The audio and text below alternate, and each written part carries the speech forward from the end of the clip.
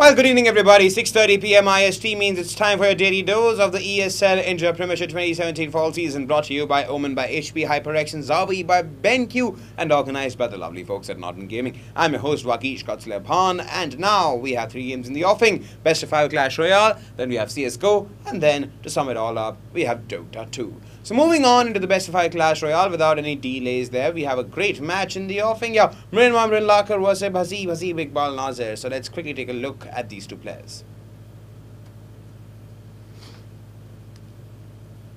Starting with Mrin, he's from Guwahati, top player in the Indian Clash Royale scene, won the 2016 Masters of ESL India, but did not enjoy a good run in the summer season, attended the finale, but failed to make a big effect over there, finished 6th. First time ever. Whereas Haseeb's opposition has been playing the game since it was available, and he's from Bombay. He was almost relegated to the Challenger League, but strong performances in the playoffs helped him regain his Clash Royale Master League spot. He also attended the summer season finale, but he could not make it past the first round. He finished 5th in the summer season finale. But will this battle of wits and cards and a lot of clashing end in Mrin's favour or Haseeb's? We'll find out soon.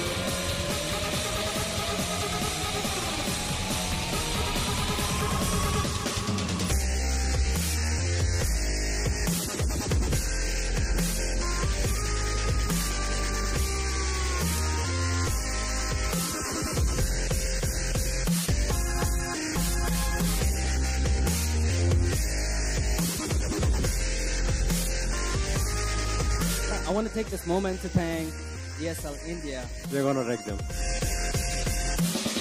With dashed up twice, doesn't have the lead, is just getting controlled by the nether bashes, one after the other, one snacks his back with a back in the wall with ice path on top of it.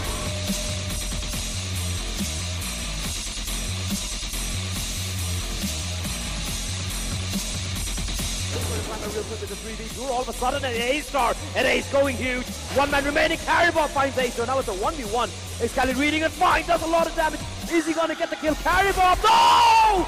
He lands the headshot! There you have it, ladies and gentlemen, your cosplay champions for ESL India Premiership.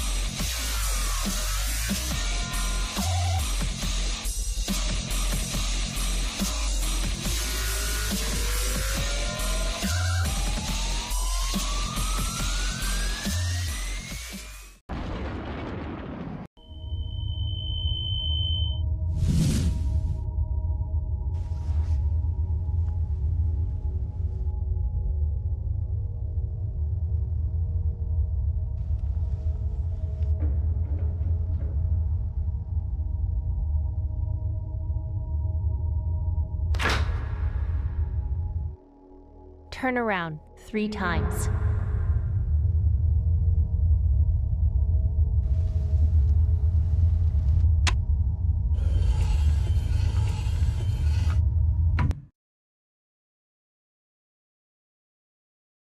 Start shooting.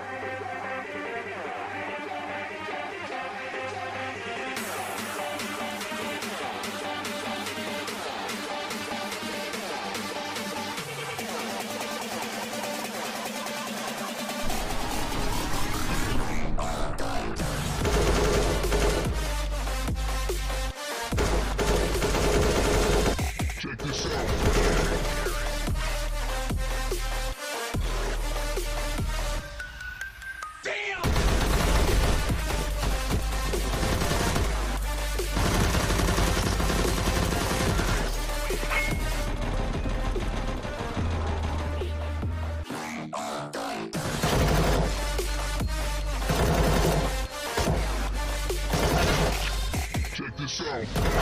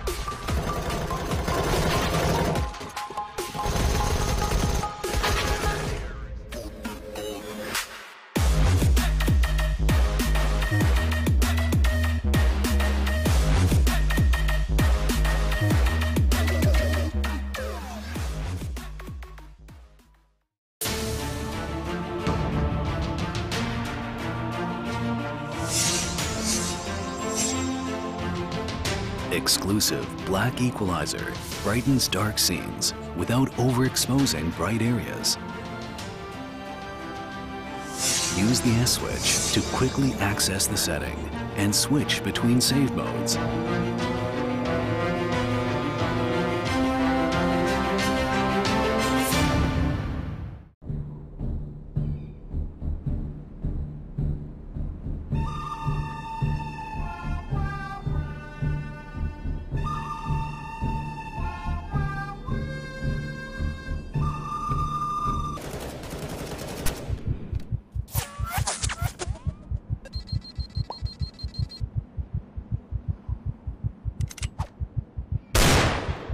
Oh no! Punch! Oh, crap!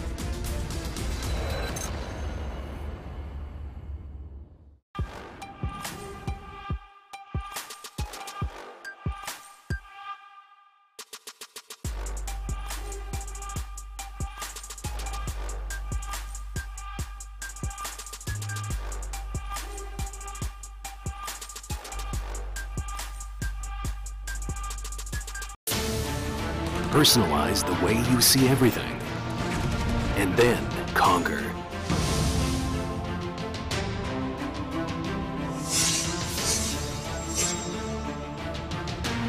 Exclusive black equalizer brightens dark scenes without overexposing bright areas. Use the S switch to quickly access the setting and switch between save modes. Adjust the angle effortlessly for maximum comfort.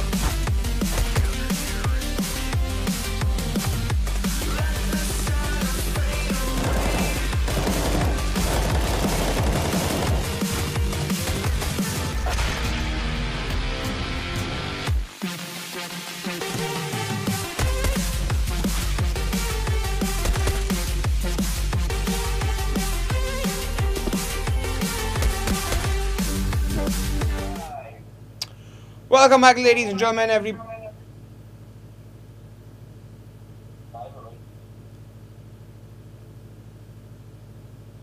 Welcome back, ladies and gentlemen. Apparently, we've been facing some minor technical difficulties here, and sadly and unfortunately, we could not broadcast the match between Haseeb and Mrin to you guys. The final scoreline, although the match did happen, the final score was in favor of Mrin Lakar. The 3-1 scoreline ensured that he won this. And everybody joining us on the YouTube gaming channel of ESL India, well, I welcome you all. This is the fall season of the ESL India Premiership 2017, brought to you by Omen by HP, HyperX, and Zawi by BenQ. Now we have a Counter-Strike global offensive match in the offensive. Let's quickly take a look at both the teams here.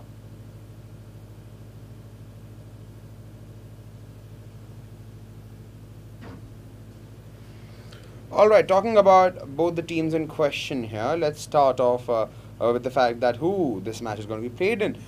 This is a Team Shooting Monkeys versus Team Scorchers match going to happen, and predominantly this game. Now let's talk about Team Scorchers. Yeah, of the many teams opting for the name change during the transfer window period, Team Wolf was one of them. Now they're known as Scorchers, and with the name change, they also got significant roster changes. Ritesh Shah has taken a sabbatical, will not be playing this season, but former Semprex players Krish Salecha and Mithil F. Sawant have joined the team, and Scorchers finished, just so that you know, they finished 5th in the July phase of the fall season. Now Shooting Monkeys is from Mumbai. It's a Renegade Rising team. They got stellar performances in the Starter Cup and Challenger League. They got into the Masters League, but they were knocked out by the erstwhile Dare Dream. Now they added recently Raju Poker F. Jittu in their team, and maybe his presence is going to help bolster them because they finished 7th in the July phase of the fall season. So will Shooting Monkeys win against their opposition team Scorchers or not? We'll find out just about now.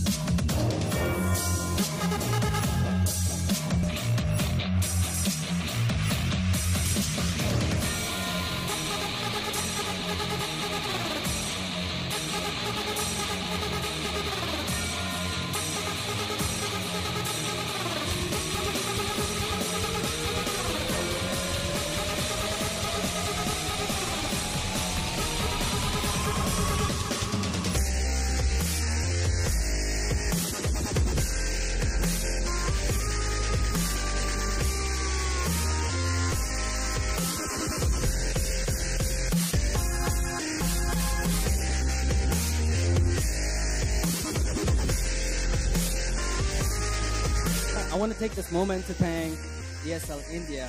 We're gonna wreck them.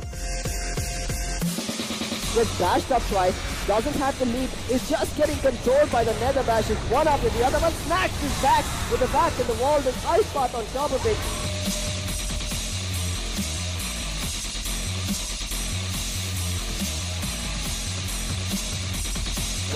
Real quick with the 3v2. All of a sudden an A-star, an ace going huge. One man remaining, Caribou finds ace, so now it's a 1v1. Excalibur reading it fine, does a lot of damage. Is he gonna get the kill? Caribou, no! He lands the headshot! There you have it, ladies and gentlemen, your cosmic champions for ESL India Premiership.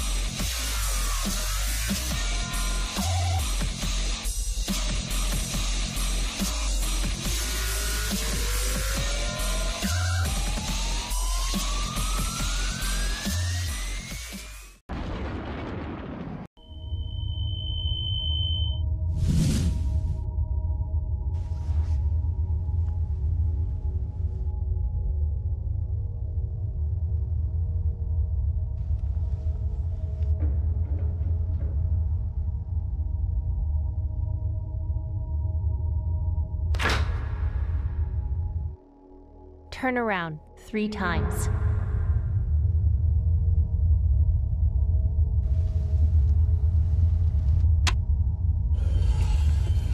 Ladies and gentlemen, welcome to another day of Indian Counter-Strike. Well, today it's actually full-fledged Indian Counter-Strike. We don't have Risky playing today. It's going to be Shooting Monkeys facing off against the Scorchers. Against Scorchers, not the Scorchers. Scorchers. And it's going to be Mirage. Shooting Monkeys winning the pistol round, opting to start on the CT side. Not very surprised with that decision. What's a little surprising is the fact that they haven't bought any utility whatsoever. It's just USPs, and holy Christ, Falcon! What is this? Mid-air shots, and Cerebro, he's joining the party, revolts, tapping away, finally gets a kill, and Cerebro finish things off, and Falcon. Alrighty then, that was, that's why I didn't buy any utility. They were just looking to get the shots right. Scorchers getting completely burnt alive with those USPs, and P2K is completely getting wrecked, and Shooting Monkeys winning it very, very convincingly, not losing a single player, which is, of course, good for the economy, for the early game economy.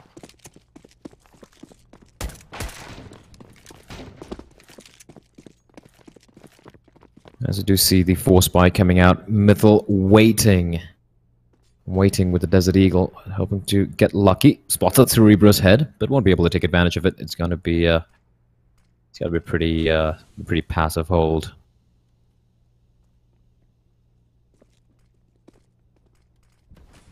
Still trying to spot someone out. Pretty default setup for Masters and M4 for Falcon. He didn't take any damage at round, so he's going to be able to purchase up the weaponry. Very slow approach from Scorchers. They're not really... They're trying to feel out something, trying to find something, but absolutely nothing being found here. It's going to be the B-split coming out. Tech9s. It is the nerf Tech9s, and they're going to be facing off against Mr. Spy, and Akis Cerebro is going to line them up. Finds one, finds two, no problem. Spy is going to get himself a free kill as well. Looking for the second kill.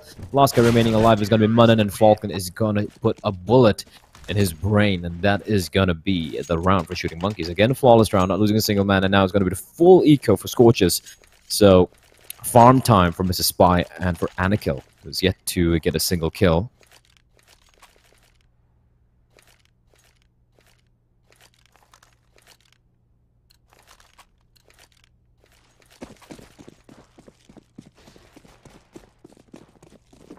Going to be going for the old classic matchmaking tactic.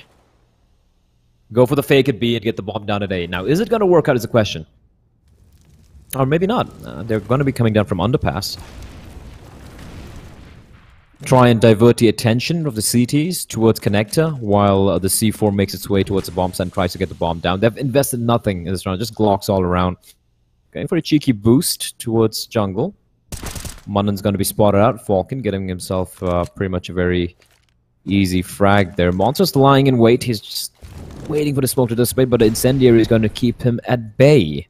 As we do see DNM Mr. Goatmeister has snuck his way in. Oh no. Oh no. Oh yes? No? Yes? No? No? No? No? Oh no! Time's up. He's wrecked. And that is going to be the round. Falcon's going to find Krish. And that is going to be another comfortable round for Shooting Monkeys. Once again, not losing a single player. And Scorchers now with the buy. AK's an armor. Let's see what they're going to do. AK Cerebro. The AWP is going to come out. He has farmed enough cash with those pistols. Sorry, with the SMGs. For Scorchers, AK's armor, not much utility to work with. Quite sparse when it comes to nades and smokes and whatnot, and Revolt is feeling a little aggressive. He's going to be walking in right in front of the smoke, going to go for the spray. Should be careful, there's a tiny little gap from Metal to spot him out. Metal still holding the line. He spots I should have spotted Falcon crossing over. That smoke, tiny little gap. Should be careful, Revolt will get taken down. And wait, what? Falcon! 2 kills back to back. There's a man in connector. He seems to be very much aware of this fact. And Cerebro, he is very, very calm with the trigger finger of his, but Krish and DNM reply back real quickly, and that man advantage getting overturned immediately, leaving it all down to Anikel in a 1v2, who is snaking his way. The flashbang towards CD spawn might make Krish think that the rotation is coming from CD spawn, but now they know where he is. Anikel hasn't spotted out, and I don't think he's aware of DNM's presence. DNM should get a free kill, and he will indeed, although just one player stays alive. One player stays alive for Scorchers, so that means the money's still not going to be that great, and we do have a player disconnecting. Yep, I think it looks like Revolt has lagged from the server. Should be back very soon. But yeah, tactical timeout getting called. A technical timeout getting called here. And that is going to be the round. Ah, there we go. He's back. Didn't take long. Money should be pretty decent for Shooting Monkeys. They did manage to farm a bit of cash during those 2 anti-ecos. And that's going to enable them to have a better arsenal compared to what Scorchers has. They have the AKs. They have a Galil. Mythil probably debating what to go for. Ideally, he should be going for a Galil in armor or a UMP in armor. An AK, yeah, I don't think he's going to be going for the AK here. He could get a little bit of utility for his team. Galil, all right, reasonable. Smoke and a nade.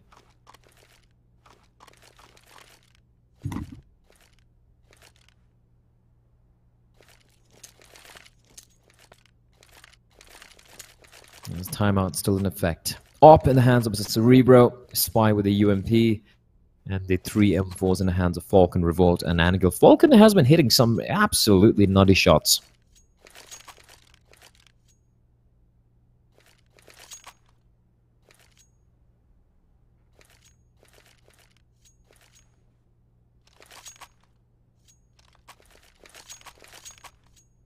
So, timeout, 2 minutes. Gotta wait it out. Gotta wait it out. It would be pretty cool if Valve implemented a system where, you know... So the new timeout system in So Strong is you use your in-game voting menu to call a timeout. And that's the one which Valve has built into the game, which is pretty cool. You can use that. The only problem is that there's no way to remove the timeout. So this is a method that So Strong started implementing because it was built into the game, and it was the one which we use for the major qualifiers as well. And we thought maybe it'll work out for most of the other tournaments as well. The only problem which I see, and a few players have mentioned it as well, is that the one in the major tournaments is like 30 seconds only. That's a rule set followed on LAN. But online, you know, 30 seconds is not enough. You need like a couple of minutes or 3 minutes, and there's no way to unpause it at the moment. So that is something which should hopefully be sorted out. It'd be cool if Valve actually tries to do something about it. In the meantime, though, it is going to be the round resuming. Monster holding the line, looking for any aggression to come out from the CTs towards A slope. That is with the Galil. Weaponry, not that great for the Ts. They should be looking to win this round and try and build a little bit of a bank. And if they win this round, it's going to force Shooting Monkeys to go for an eco as well. The money is going to get reset. Revolt playing from Shadow. We see Cerebra falling back. I'm not sure what the call is, but you can see the smokes coming in towards A, and that is going to force them to reposition themselves. And this is pretty good work from Scorchers. They're keeping 3 players concentrated on the A bomb side while the remaining players of the Scorchers are making their way towards B, where Anakil is holding the line. It's all about timing. He's going to fall all the way back. 55 seconds. And a Spy spots out the first player. They know it is going to be a B play here. They have a little bit of utility remaining to use, but no incendiaries. They have a nade on Anakil. He's not going to use it, and nade's going to take a chunk out of him, but he still manages to win the duel. Finds 2 quick kills. It's huge work from Anakil. He's looking for more. Gets another one. Spy's going to find Mrin, and just like that, 1 player remaining alive. DNM finds 1 kill, but Cerebral will take him down with a op, and that is going to be the round going the way of Shooting Monkeys. And the money is crushed for Scorchers. They didn't get the bomb down. They just got 1 kill, and that means everyone's less than $2,000, apart from Mrin, who's in 2,400. But Shooting Monkeys immediately bringing the game back in their favor. Keep 4 guys alive as well, and that's going to be useful for their economy. Remember, CD side economy, always hard to maintain. You need to string a number of rounds together without losing too many players. And Shooting Monkeys is still not out of the woods, so to speak, but the fact that Scorchers will be forced to go for an eco will definitely help them string a couple of rounds together without losing too many players. As it is going to be an A play coming out, where Falcon, once again, continuing where he left off from. This guy's just on fire, just racking up the kills. Eco frags, yeah, but, you know, frags are frags. Gets a 3rd one, easy as you like it. As DNM is trying to be sneaky on the lurk, but there is a man waiting for him around the corner. It's going to be Anakil, who does get dinked, but will get taken down as Revolt will finish things off. Another flawless round coming out from Shooting Monkeys. Scorchers can go for pistols and armor, but ideally I would just like to see pistols, not too much of armor being purchased. They're going to be getting $2,400 next round, which should be sufficient. Yeah, so Tech9's going to be coming out armor as well. Bit of utility too, so they might have a play in mind. Cerebro with the op. He's gonna get teased. Takes a shot, misses it, it goes wide. That's gonna allow them to make the way towards mid. It's gonna be a Fox B play. His Tech9s can do a lot of damage though. And Anakil, he was a rocker earlier. The flashbang is great. He's gonna find himself 2 kills. A Spy is going to mow down the other players over in apartments, leaving all of the DNM, and Anakin's going to pick up the 3rd kill off the round. Spy with a double. Another flawless round of Shooting Monkeys, and this is good. This is really good. 2 rounds back-to-back, anti-eco rounds, and they don't lose a single player. And that means they've lost only 1 player in 3 rounds. And look at the money. You can already see the money is starting to burgeon. It's starting to look good. They have an average of about $6,500, $7,000 on the CD side now, with the buy already in place. So this is a good start for Shooting Monkeys, despite that small hiccup where Scorchers managed to win the 4th round. No op yet in the hands of Scorchers because of the fact that they probably are opting to go with the AKs. As Mrin is going to open things up. Falcon trying to mix it up, trying to aggress through underpass, but getting punished for it.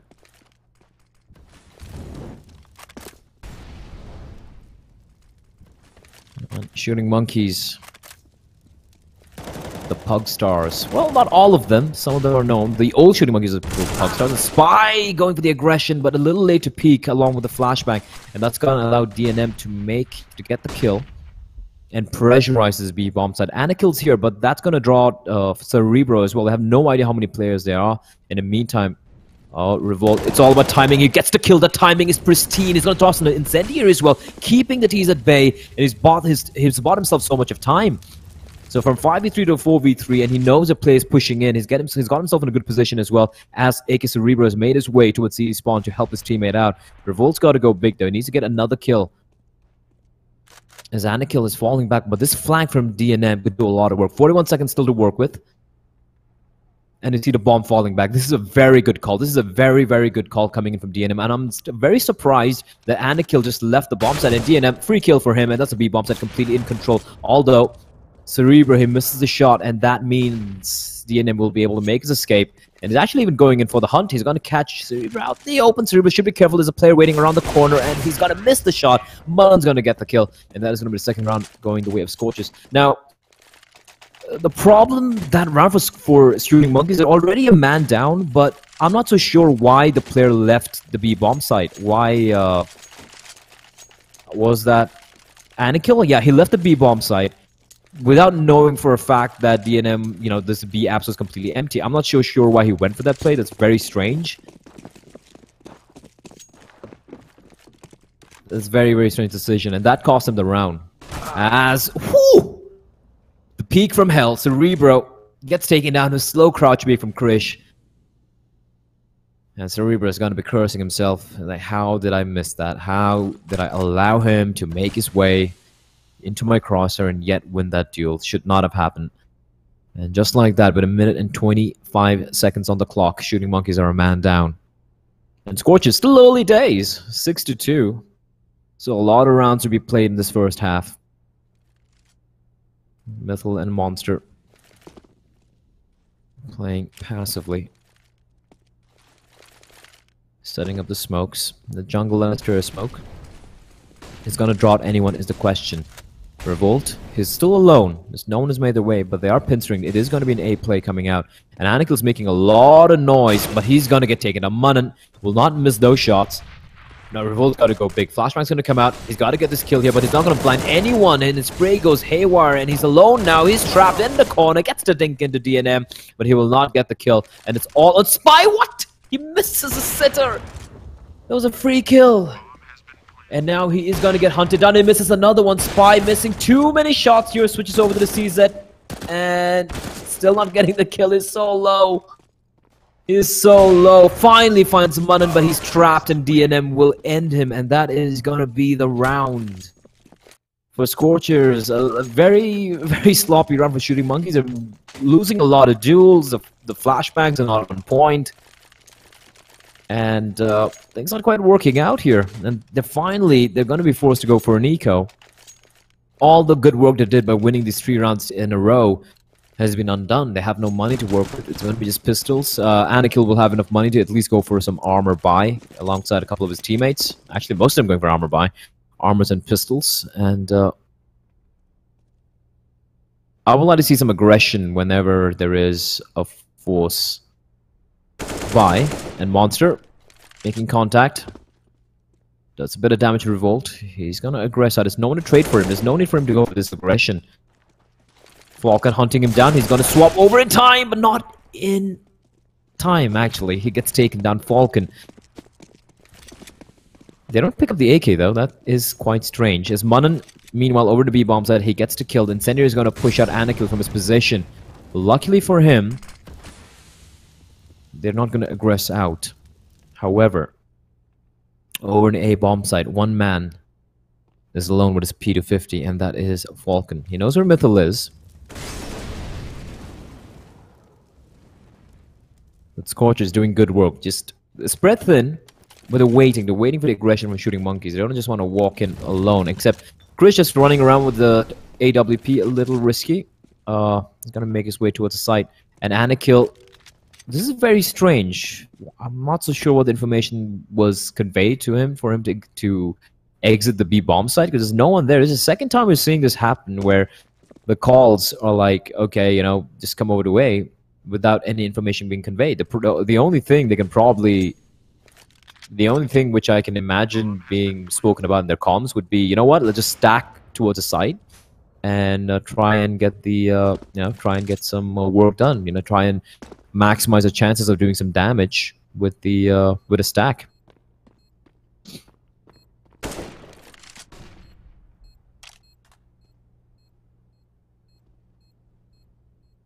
Cerebro and Anikel just looking for the exits. They will be able to go for the buy the next round, but it's not going to be that great. Although Anikel can go for an op buy if required. He can drop that to Cerebro.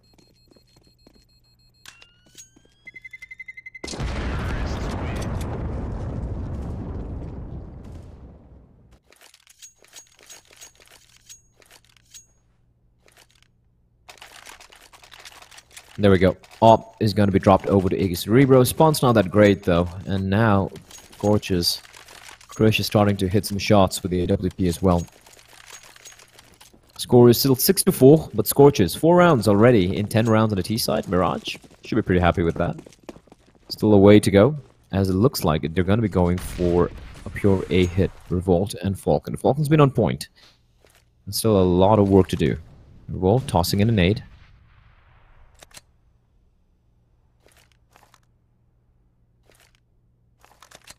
There's Krish with an AWP of his. He's gonna peek out. Spy is not visible though, but should be careful. The smoke's gonna rain it, and the timing it doesn't work out for him. Krish, he rattles off a shot. He's not gonna find anyone, but that's a giveaway.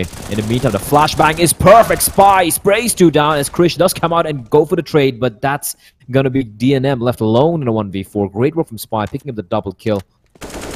As DNM, now they know exactly where he is. 3 players going to be looking his direction. He's going to find none. Falcon will crouch right in front of him, picks up a triple kill, and that is going to be the round. Going the way of Shooting Monkeys. However, Scorchers can go for a pretty good buy. They won those 3 rounds pretty convincingly, by the way. Yep, 3 rounds and 3 deaths. So that means money in the bank. And especially the T side, it's easier. The weapons are a little bit cheaper. Even the utility is a little cheaper. And you can even go for buys. We don't need to go for full utility buy, unlike the CD side. You can, try and make a play with whatever you have. Krish with the AWP.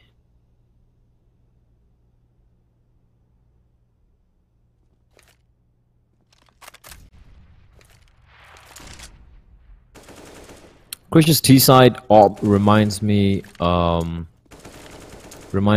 bit of Ribby. Ribby's opping back when he used to. I mean, even in Entity, like earlier days, when he used to play.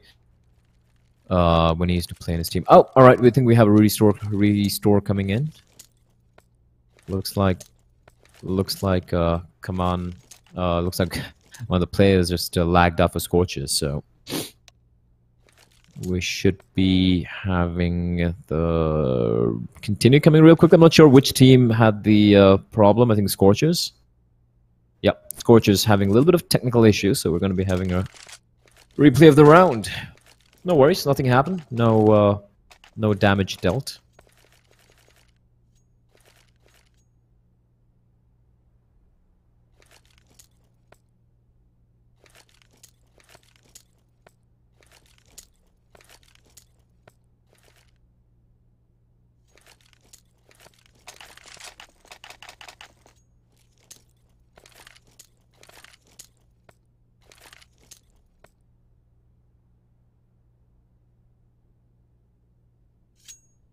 One thing I'd like to see a little bit more from Shooting Monkeys at the moment is their A-side defense is pretty good, especially because of Falcon and Spy, but not really seeing much dynamism, so to speak, on the CD side. They're not really going for any aggression, trying to mix things up. So what happens generally, just like, let's theory craft a little bit, right? Let's say you have a very good CD side setup, passive setup, right, on Mirage, and you're winning like 6-0, 6-1, 7-2, or whatever, and you still have this particular setup in play. Like any half-decent team on the T side, they would figure out what your setup is. They'll know, all right, this is the setup they're going for. These are a couple of variations they have. Let's adapt, and let's try and exploit the fact that they have a very static setup.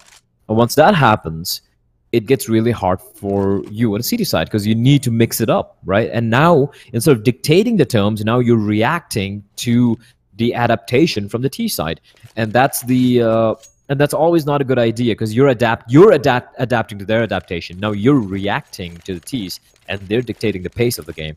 Rather, mixing it up on the CD side actually gives you a lot of freedom to do what you want. Like if you keep mixing it up, like aggressing mid, going for some aggression towards B apartments, going for a 3-man aggression towards T slope, for example, right? If you do all those things, the T's are going to be kept on their toes. They're not going to be expecting, or they won't be, able to read what your setup is, and therefore, most of the times they'll be just shooting in the wind. They won't be able to figure out what exactly, what sort of a setup or what sort of a play you have in mind, which is why having a more dynamic or a more varied CD side setup really helps. And Anakil is spin botting right in front of me.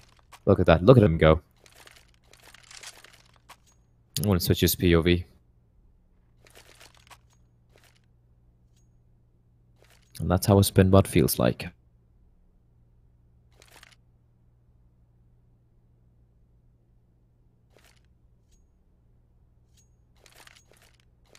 But yeah, I mean, that's one thing with Shooting Monkeys aren't doing right now. They're just playing very passively, which can be a problem late in this half.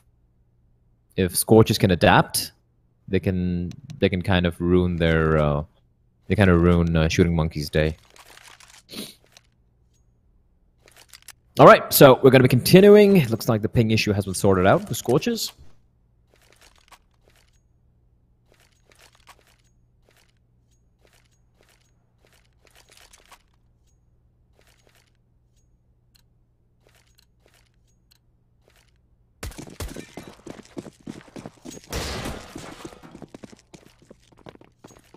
Here we go.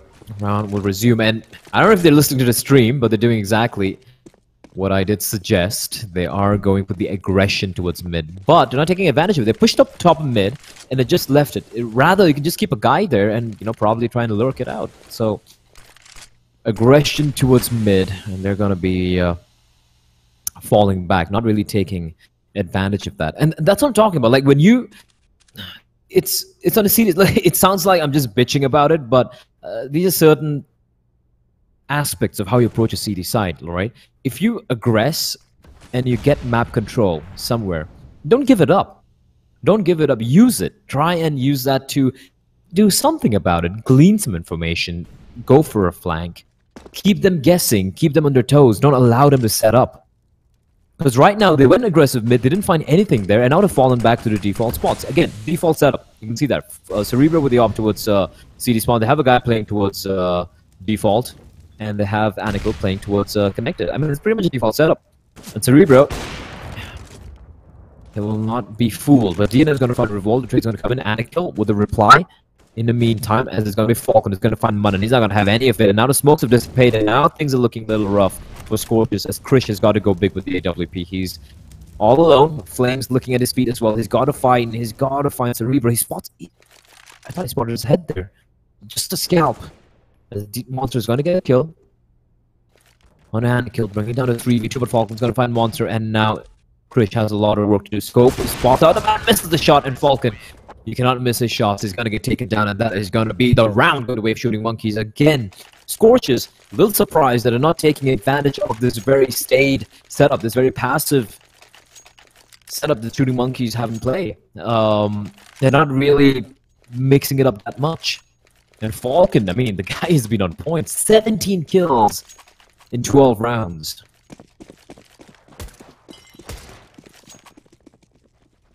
And again, let's see what they do here.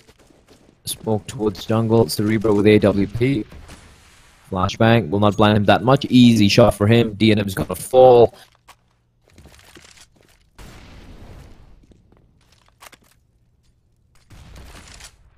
There's Anikel. I like the fact that they're mixing it up. The setup. But the fact that they're swapping out the players. Like Anikel was playing towards A earlier, now it's towards B. But apart from that, they're not really mixing up the the overall setup on the CD side. And Spy going for the peak there, a little unnecessary. The flash. Like, the flash makes sense, but, the flash effects would have just dissipated a long time back where it went for the peak. Instead of asked Anikel for a pop flash, but, well, everything's easier in hindsight. I try not to be too judgmental. Which is hard, because I am primarily, an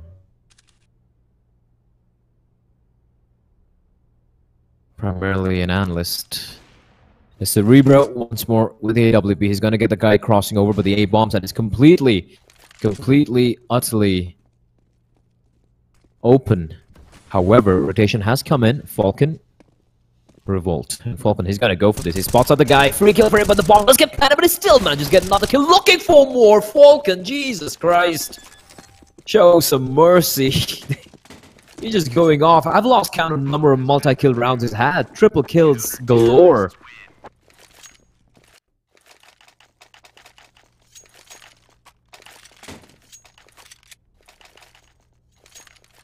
And just decimating everyone. 20 frags for him.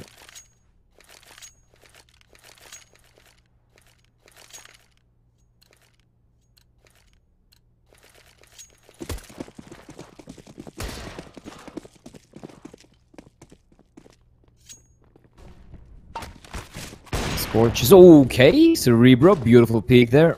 I don't think DNM even saw what hit him, but I'm not sure he even spotted out the players dropping down, so I like this aggression. I like the aggression of shooting monkeys, but I'm not a big fan of the fact that, okay, never mind, Falcon, in the meantime, AK-47 comes out. The spray's not quite right, but he's done a job. He's got a kill. Cerebro being a little too hungry there. He gets taken down for it. And now Spy about to get the kill, but no, he will get denied by Krish. 2v2. As Anakill spots out Krish crossing over towards benches. The smoke's going to come in, and that's going to cover up any vision he has. He's just going for the shots through the smoke, hoping to get lucky. They have a couple of flashbangs still to work with. And that's a perfect flash. Krish completely blinded. That's going to allow Revolt to make his way out through the smoke. He knows monsters somewhere lurking on the site. This is a very tense round. And Krish, beautiful shot, takes out Revolt. Anakill left alone in a 1v2. He's used up his last flashbang as well. Finds one, he knows where Krish is as well, but Krish is going to clutch it out. Picks up a huge quad kill, saving his team that round. That was a huge round from him. And 5 rounds of Scorchers. That is something to work with now as we get into the final round of the first half. Enough money for Shooting Monkeys to go for a pretty convincing buy. Question is, are they going to get to double digits in this first half? That's the question.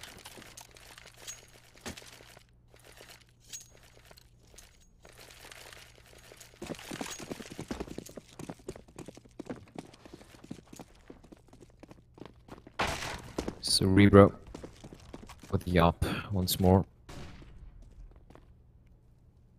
Falcon peeks at Krish. That is so unlucky. He had it cross the train in the wrong position, and the timing. Mrin is going to get caught out as well. Falcon is just taking heads, asking no questions, but Mithril in the meantime is answering back on his own. He's looking for more spots out of man. That is Cerebro, misses the shot, and Mithril now has control of jungle. The bomb is still over in T-spawn though. This is not good.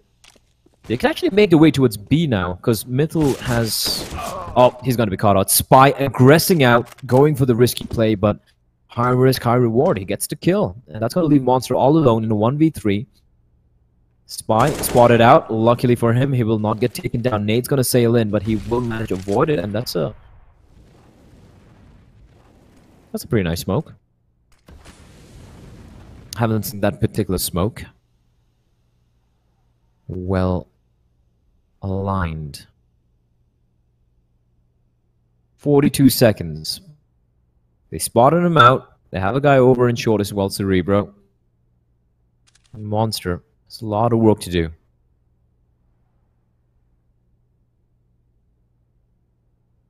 It's going to cross on over.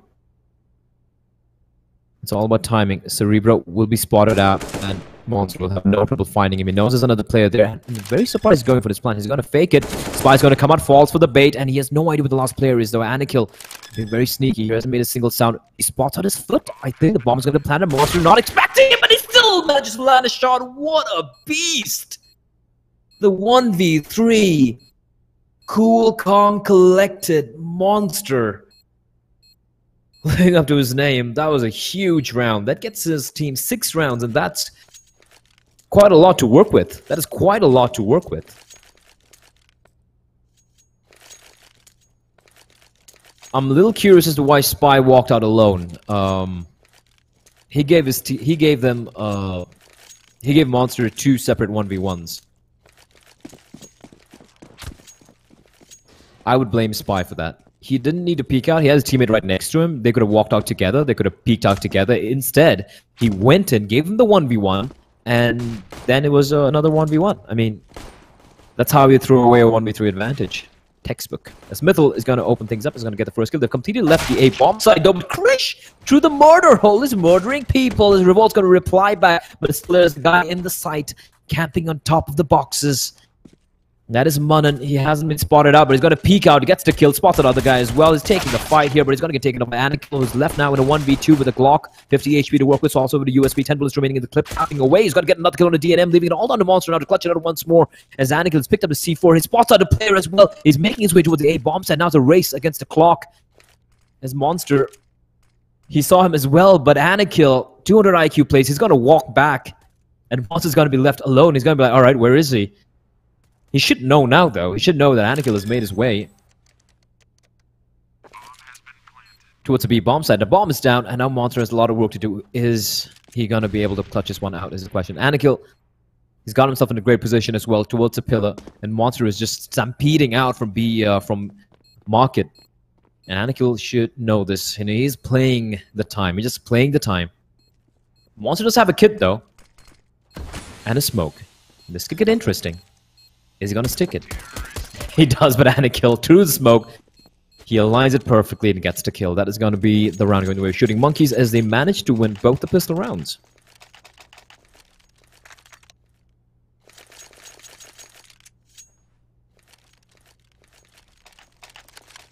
The 1v2 clutch.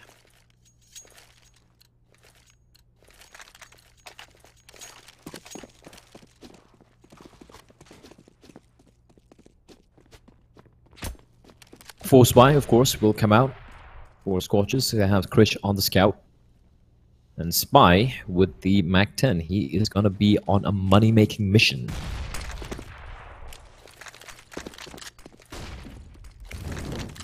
Incendiary. Not really looking to aggress out. There's no need to push in completely unnecessarily. And he's already taken a bit of damage as well. So, rather play it a little bit more safe. MAC-10, disposable weapon. It's all about finding information. Revolt's gonna flash his way in and he blinds a player just barreling up here. As there is Mrin waiting around the corner, but Cerebro is gonna be ready and waiting for him. Spy's gonna follow the in the meantime. Monster with a 5-7. He's gotta get the kill, but he is not gonna find it as everyone is falling all over the map for Scorchers, leaving all that Mythal with a 5-7 and a dream. A prayer on his lips, but he's been spotted out and here comes barreling out from Murder Hole for Revolt to put him down to the ground with a UMP. And that is going to be 11-6 for Shooting Monkeys. And a full league of Scorchers, that means Shooting Monkeys can easily get to round number 12.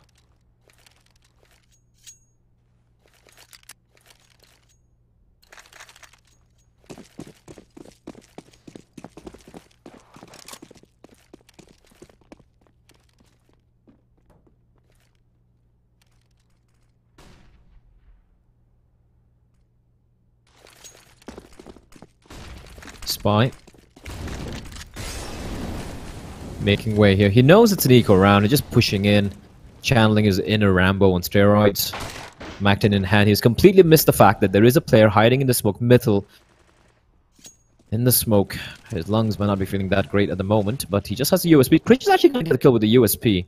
But that's just Falcon is going to get taken down. And you can see Spy already keeping them at bay, ensuring they don't get their hands on that UMP and deny them. And he gets the kill on the middle. He's going to check the corner. Of course he is going to check the corner. Krish is going to get his face smashed in.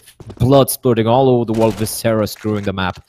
It's going to be round number 12 for Shooting Monkey. Scorchers will go for the buy now. However, because they went for the force buy earlier, will not have enough money to go for a lot of utility. And this is something I've noticed with a lot of these teams, right? When the money's not that great, especially when you've gone for the force buy on the second round of piss on the CD side, and you've gone for the full league on the third round, usually you might want to see a couple of players going for UMPs, because let's be honest, the gun is still very viable in on certain maps and certain positions. Go for the UMP, have a little bit of extra utility to work with. CD side, you need those incendiaries, you need those smokes, instead of just going for rifles. Look at that, look at the buy.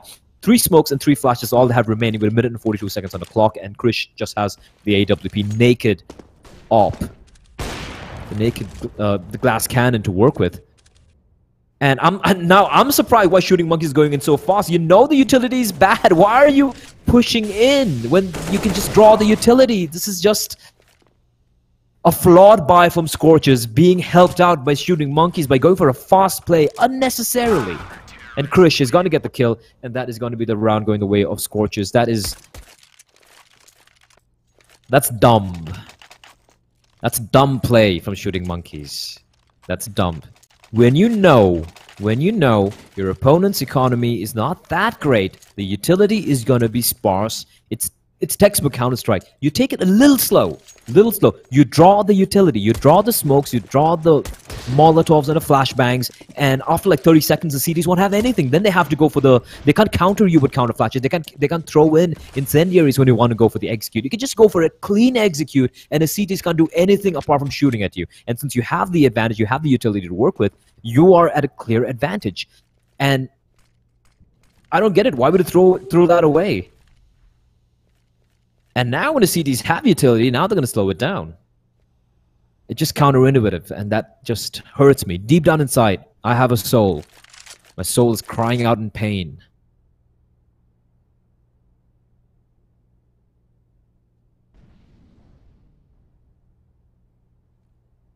It's going to be an A play. They have Cerebro on the late lurk. There's going to be Monster's going to open things up, gets the first kill. The flashbang, timing is everything, and he's going to find nothing, but Mrin is there to reply back. Finds 2 quick kills, 3 HP. He's going to get taken by Falcon, but the bomb is dropped, and Falcon is a very disadvantageous position. He picks up the M4, but he has no idea there's a guy right behind him. It's going to be Krish, but the AWP almost gets taken down. 1 HP, 1. Can I get a 1 in the chat? Survives on 1 HP. So very lucky. So very lucky. Falcon had such a good read, and he has been beasting this entire game. 26 kills for the man, and he's going to find Mythal as well. This guy is just unstoppable at the moment. And Krish, 1 shot, 1 opportunity, and he lands it, and it's all on Cerebro right now. He can clutch this one out. He's got the op. The bomb is planted.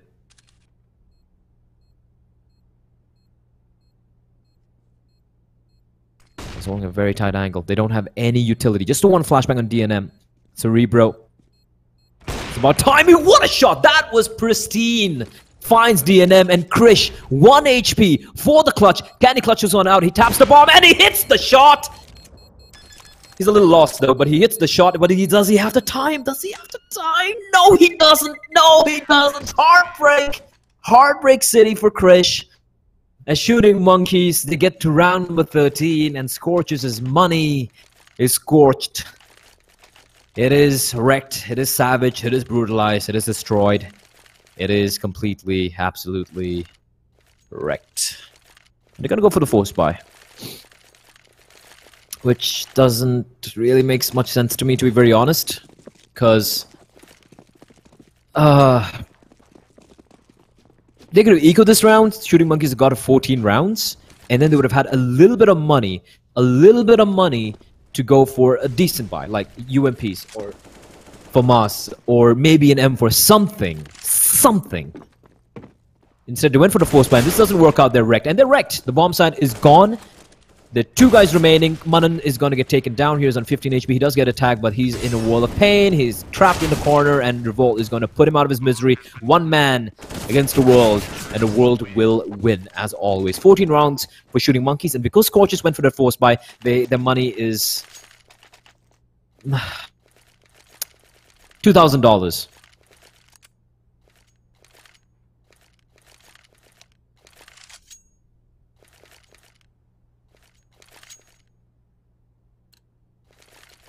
$2,000. $2,000 is not enough. Not enough at all. Pistols all around. And that force buy from Scorchers in round number 21 was what sealed their coffin. Here's the thing, right? I mean, there is a difference between confidence and...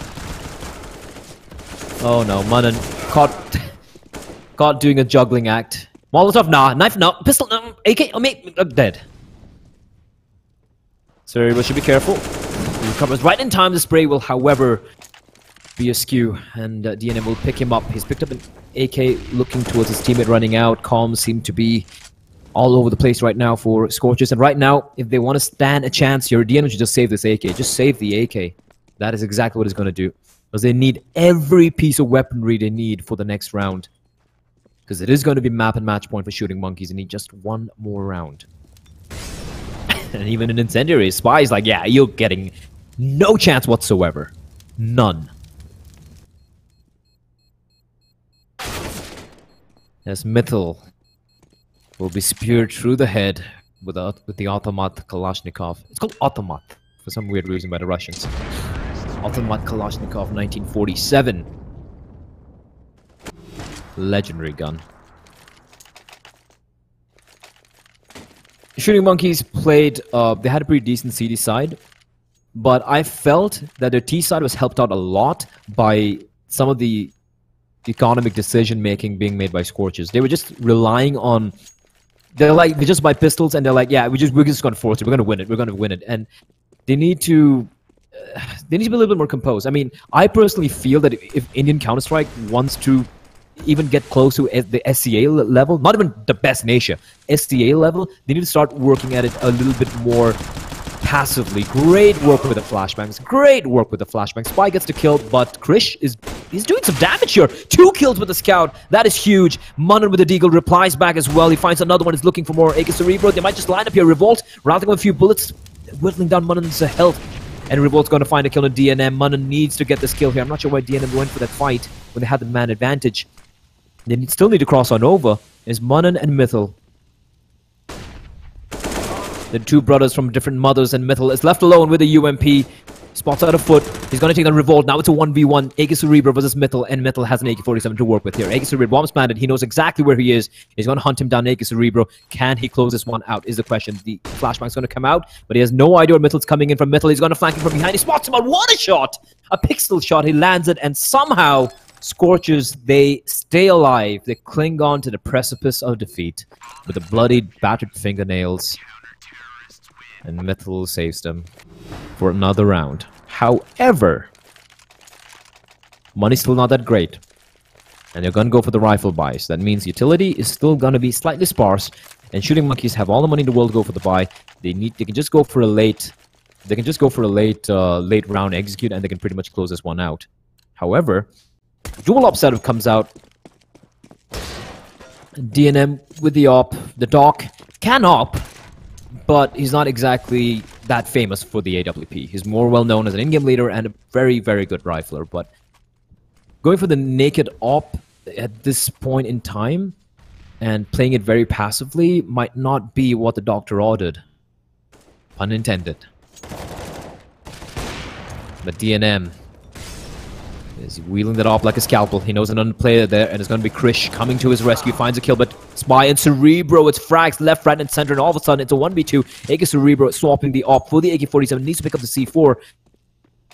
And he will indeed. Question is, will the flank find him? Cerebro. He still has a lot of time to work with. A minute on the clock. And he's slowly snaking his way behind the apartments. And Krish just... Did he time out?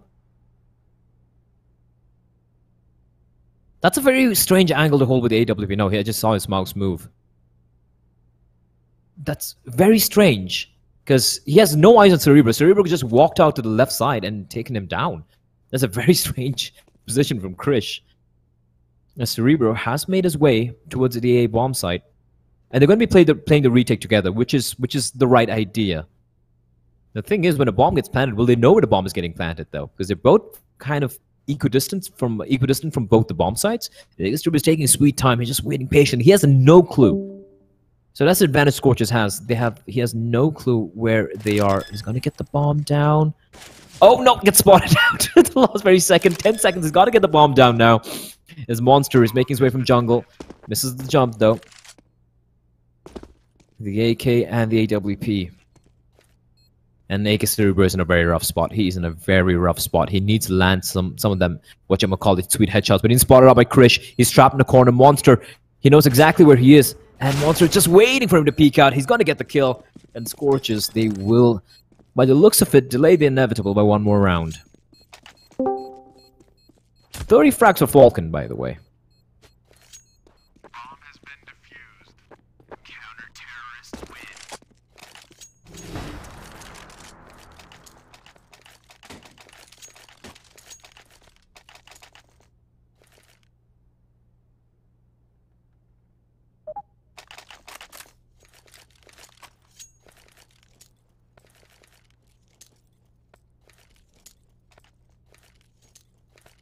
As we do have a timeout getting called by Scorchers.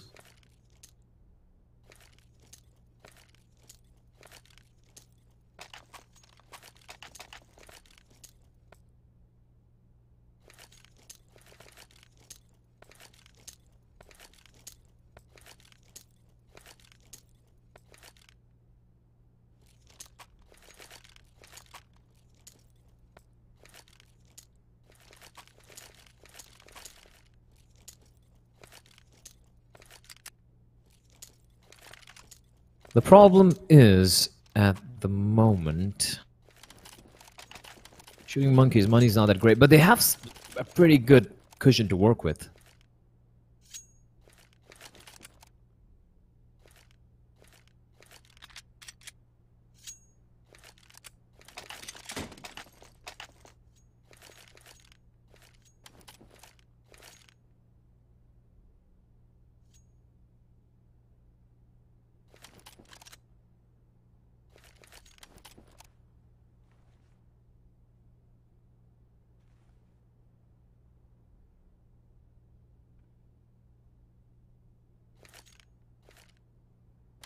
All right, so Scorchers taking a timeout. Probably just just talk things out. Just talk things out. It's not over. It's Counter-Strike. 6 more rounds remaining regulation time. They can grind it out one by one, one round at a time. It is possible. And what they could do right now is just take a breather and decide how they want to approach each round at a time. Just take a breather. They're out of the danger right now. There was a point where it looked very highly impossible that it managed to wrest a round back, but that eco round win. When Shooting Monkeys were in map point, I think it was like, what, at 15-7? After that, they've managed to survive a couple more rounds, but right now, they're actually looking pretty, decent. Money-wise and weaponry-wise. Shooting Monkeys, on the other hand, they've gone for the right call, just pistols and armor. They will be going for the buy the next round. And it's going to be third round loss bonus as well, so they'll have more than enough sufficient money to go for the buy.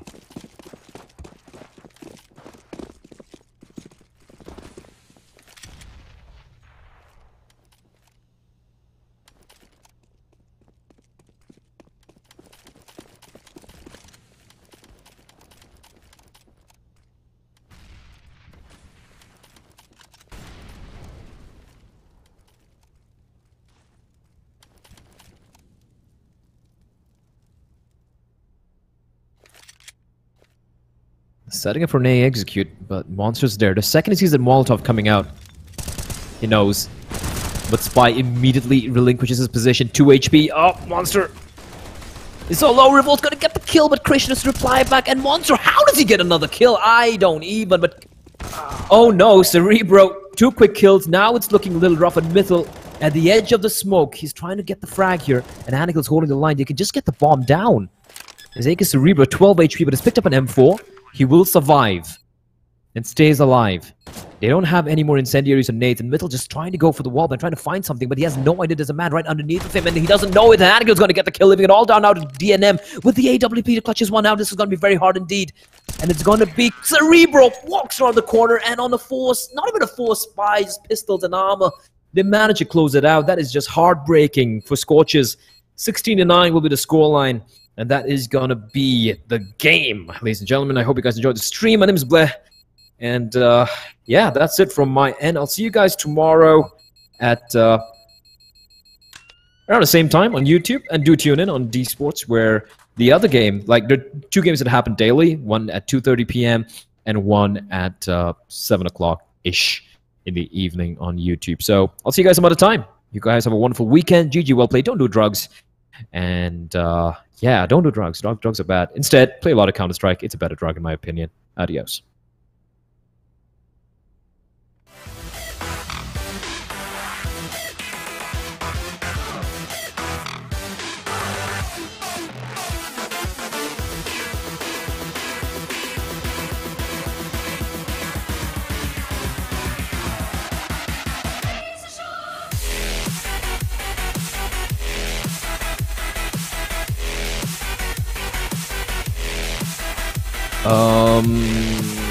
Archie will be casting the next 2 games. So I'm out of here.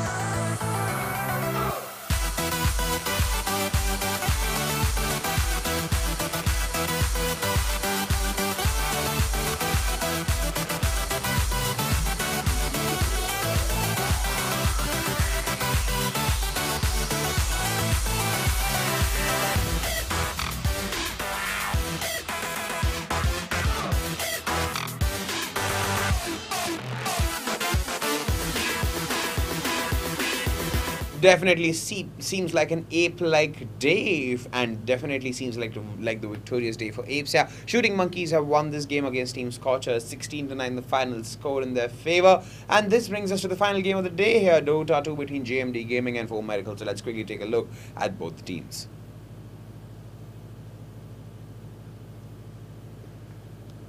Well, starting with JMD, they are based out of Kolkata. They've enjoyed victories in the local Dota 2 scene. They attended the summer season finale. Turned out to be a giant killer when they defeated Aggressive 5 there. But they could not do much there. They surprised everyone in the July phase of fall season. Kolkata team finished third in the standings table. And what's more, they even beat the summer season finale winners, Intelligence Quotient. And their opposition comes from Nepal, made of the former roster of Merical and a few players from 3C4DA. The team is now managed by former Merical captain Kunal Kunyotim. The team is led by Sagar Madra KC, and as for Merical, the team did not enjoy a good run, but now they are trying. They are trying. In July, they finished 7th, by the way. Will this be a turnaround of events for them or not? We'll find out soon.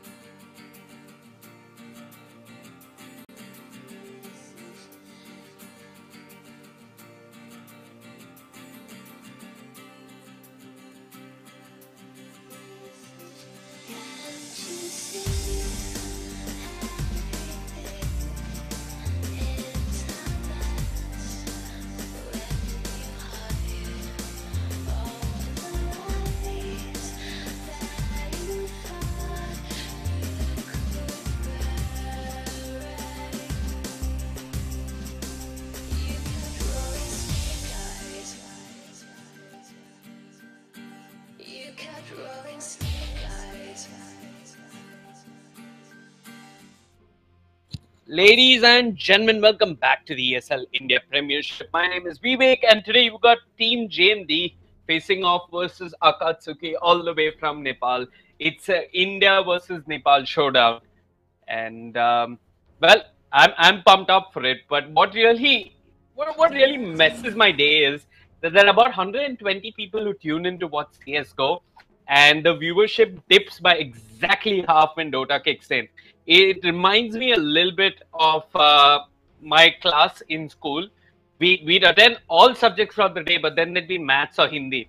And that means maths bug, get the hell out of there. And I honestly feel like the maths professor right now. And there are only a bunch of eager regulars and first benchers who tune in to watch some Dota. And I see no reason why this is the case. This is Dota at its finest. I mean, this is the Masters League. You got top teams like Signify, Genesis, Intelligence Quotient, and I can't wait to see how this edition of the Masters League turns out. For the pick bans, though, a very interesting thing, I did get to witness the toss, and JMD won the toss. They decided to go for first pick, and Akatsuki went for 18. Little unusual because excuse me, if you do end up choosing second pick, you could wait till the end to counter the enemy hero and the last pick. But each style of opening your draft has its merits and demerits. JMD, they did choose first pick and they made good use of it. They picked up the Lich, and to go with that, they've got the Underlord as well. This reminds me a little bit of what Aggressive 5 had done in the past. They put A35 on the Underlord and make sure that he's well supported with the Lich in lane, making sure that EXP is denied, that the wave is pushing in. But Akatsuki, they've been watching TI7 is quite apparent. They've got the Keeper of the Light as well as the Bristleback.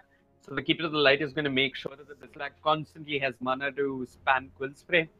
And hopefully Akatsuki can manage to get a decent Ags timing on the Keeper of the Light.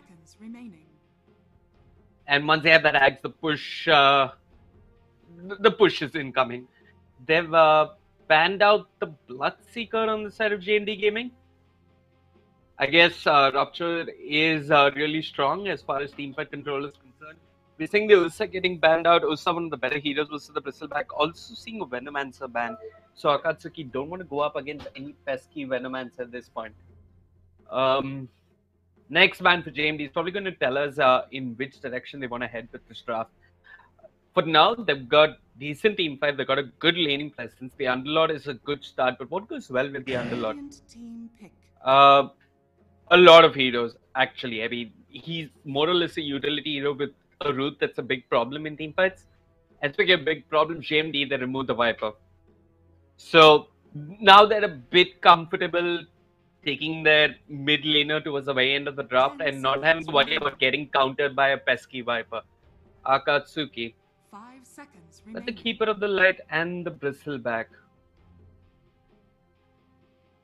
They probably pick a roaming support at this point. And there are a fair bit of roaming supports left. There's the Monkey King, there's the Earth Spirit. Both heroes that surprisingly don't get too much play in the Indian scene.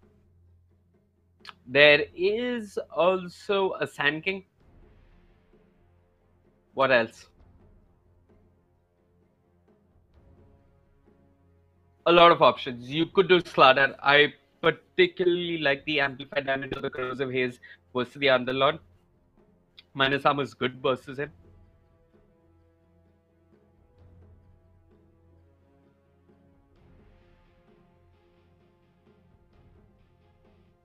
Akatsuki. They're going to go with the Kunkka instead. So they do have the X marks the spot, which is going to make sure that Underlord is going to get pulled back if he does try to Dark Rift out of their faces. And yeah, JMD, they're probably looking for a roaming fourth at this point. 5 seconds remaining. Radiant team pick. Wow. Ignore the roaming fourth. Why not just pick up the Necrophos when he's been completely missed by Akatsuki altogether? So they've got a strong go in the form of the Necrophos, which is going to help deal with the Bristleback.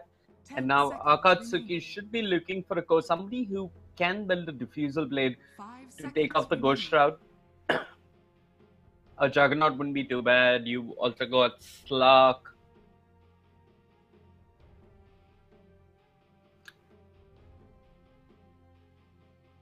A lot of options for Akatsuki here.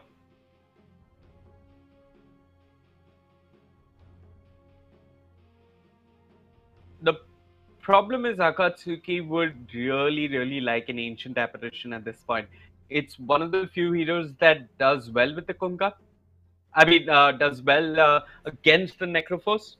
So you can make sure that he doesn't heal up when he pops the Ghost Shroud and the Death Pulse, provided you get your Ice Blast off.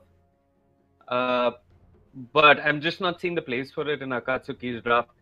I mean, Akatsuki haven't really thought out this Keeper of the Light and the Bristleback too well. They started out with a little bit of push in the form of the Keeper of the Light, and now they're building this strange team fight lineup. I don't know if Gyrocopter is the right carry here. But Akatsuki seem to have something planned for now. I'm not going to assure you that this plan is going to work, but hopefully they know what they're doing.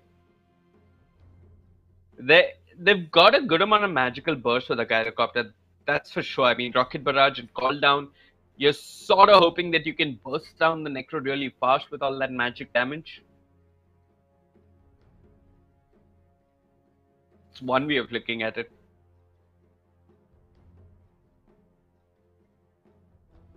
So we do now know that the Bristleback is going to be going to the offlane. I'm assuming that it's a safe lane Gyrocopter.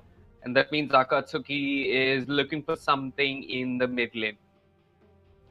This pick coming out from JMD is going to give Akat... Okay. This is really interesting. So JMD picked up the Invoker. And they're not holding out till the very end to pick up their main hero. They're actually holding their last pick for their fourth. They've got Artista on the side, and Artista's played a fair bit of Shaman. The Invoker and the Necrophos both slipping through the pool, and JMD are just going to grab it up. Last ban for JMD. Any mid hero that makes life difficult for the Invoker. Honestly, I'd like to see a Puck get banned out, but they're going to ban out the TA instead. The call, along with the call down, will provide Akatsuki a little bit of reliable initiation when it comes to teamfight. JMD looking for the position 4. Artista has played the Shaman a bit. He's not a true 4, but JMD really do like to prioritize that hero on Artista. They're also looking for someone who can set up Sunstrikes. And what comes to mind is the Shaman, maybe even a Sand King. Radiant team pick. But they're going to go with the Disruptor instead. So it's the Pit of Malice with the Static Storm on top. The team fight looking really good for JMD at this point. Akatsuki. They're going to go with the mid Tinker. So going high ground is not going to be easy for JMD with the Illuminate along with the Tinker spamming March left, right and center. And JMD will need to win a team fight outright before they can somehow manage to go high ground if they ever do in this game. No obvious catch just yet for the Tinker.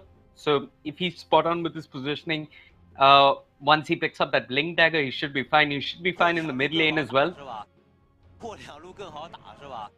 And knowing that the Lich is pretty much going to be trying to get a lane up and going, I don't see this Tinker getting ganked for the first couple of minutes in the game. He's definitely not going to get ganked until the Disruptor gets a couple of levels. I'm really curious. I mean, if all these players have been watching so much TI, are we going to see the classic 2v2 mid? That's been going on a fair bit. Is Lich actually going to camp himself in the mid lane?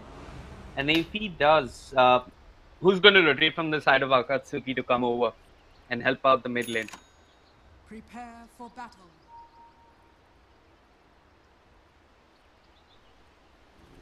Anyway, folks, I'm going to quickly run through the lineups. For the side of Akatsuki, we've got See Yourself on the Kunkka Tinker being played by Omane Pembe. That's one way to make sure that the caster never repeats her name the entire game. Madara are going to be playing the Gyrocopter. Bristleback in the hands of Axel. And Keeper of the Light being played by Itachi Uchiha. For the side of JMD, on the Dire this time around, we've got Mamacita playing the Invoker, Bristleback. Excuse me, Disruptor being played by Say My Name. Lich being played by Artista. Underlord in the hands of Zeus, that off lane, and that leaves us with Smoke on the Necrophos. Currently heading towards the safe lane. Say My Name. 30 seconds to battle. This is an unusual ward. I mean, I'm pretty sure either the Disruptor or the Bristleback should have spotted the other side dropping their ward. Or it's... so Akatsuki have a lane ward just right outside the range of the tier 1. It's gonna spot out rotations, at least TPs coming in on the tower. The battle begins. Invoker with no obvious setup for the Sunstrikes. Keeping eyes on the Invoker. Maybe he switches things up and decides to go Quaspecs. But they are missing reliable damage other than the Necrolite in the lineup. Lich, he's going to be heading to the off lane. He did deny that one range creep in the mid lane. So Mamacita does get off to an advantageous start in that mid lane.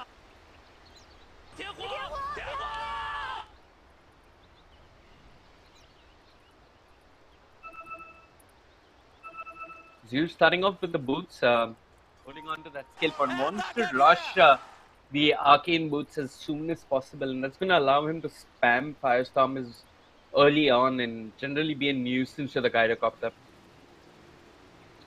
Gyrocopter, I don't think he's going to have a fun time in lane going up against the Lich and the Underlord. There's not much a Kuka can do. I mean, Kuka's going to hope to set up ganks elsewhere on the map, while Keeper of the Light has committed himself to enabling this Bristleback. So a lot riding on this Bristleback.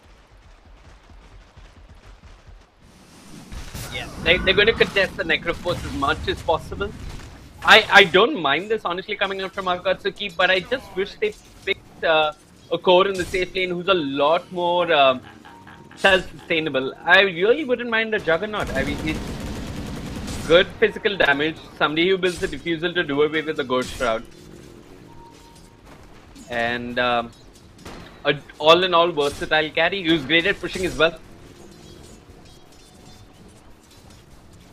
This Gyrocopter, he's going to need some help though. Kunka's going to try his best. But yeah, if JMD do not succeed in applying as much pressure as possible on this Gyrocopter, it is a little problematic because they aren't going to be winning that top lane. There's no way a Necroforce and a Disruptor manages to outlane a Keeper of the Light and a Bristleback. Bristleback's almost always going to come out on top. I say that, but he's missing CS already.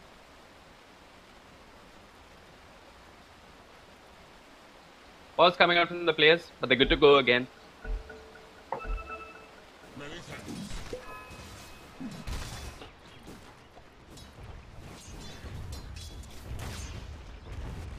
Two range creeps make their way down the mid lane. Think of off to a good start as he should be. What's surprising is Mamacita did manage to get a couple of denies. Way more than he should have. And now he's starting to catch up and outdo the Tinker.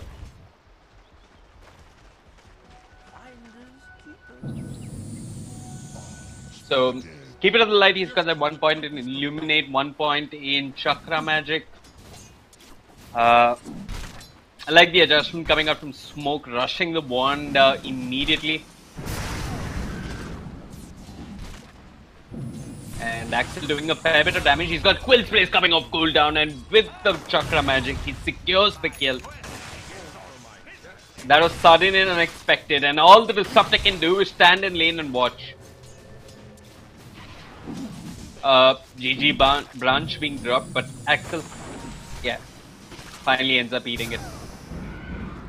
This Illuminate spam. I hope the JMD offlane is having equal success in trying to zone out Akatsuki's score, because if they're not, Akatsuki are clearly winning the lanes right now.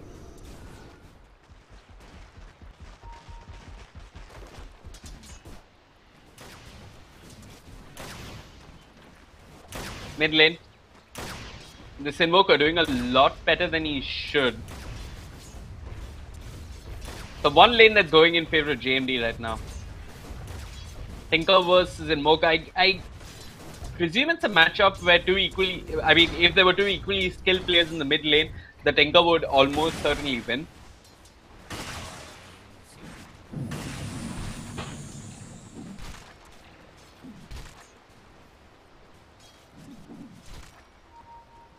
Smoke, just going to try and get as much EXP as possible. Try not to die. I presume at level 4 he's going to be putting a point into Ghost Shroud. It should help him at least ensure that he doesn't end up falling to the Quill Spray and the Illuminate. Mid lane, Kunka's hanging around. 1 point in X, he's not got boots. So it's not going to be easy for him to just walk up to the Tinker, and X marks him. Control him with the X marks the spot.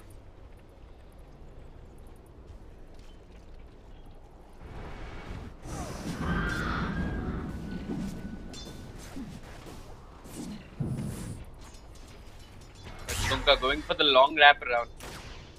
Tinker's given it away though. Walked up this cliff. Kunka did manage to get a little bit of vision in the mid lane. So this is odd. Akatsuki are committing heavily to vision in the mid lane. They've got this one ward that looks over the rune, and Kunka even drops a deep observer. But Invoker's got a ward of his own. Does he? Okay, so trying to toggle. Yeah, I think he does.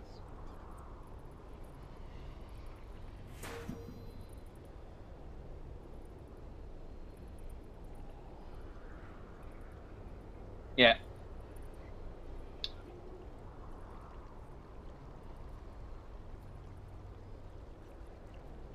Zeus doing well for himself, and rightly so, when he's got a Lich standing right behind him, making sure that the gyrocopter is taking a lot of damage.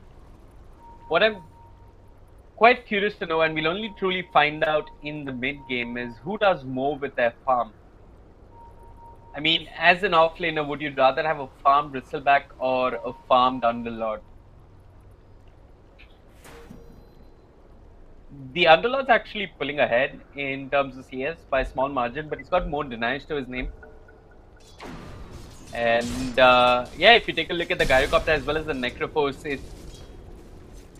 it's a pleasant surprise to know that the Gyrocopter has managed to keep up with the Necrophos. What's even more crucial is that he hasn't died a single time. Axel going in deep, Disruptor. What's the kinetic field? That's going to hold Axel back for the time being. Smoke. Level 4, he put the point into hard stop and he's walking in with the Death Pulse. Keeper of the Light far, far away, and Axel might have overplayed his hand, but he's got a Fairy Fire. The Tango even being shared.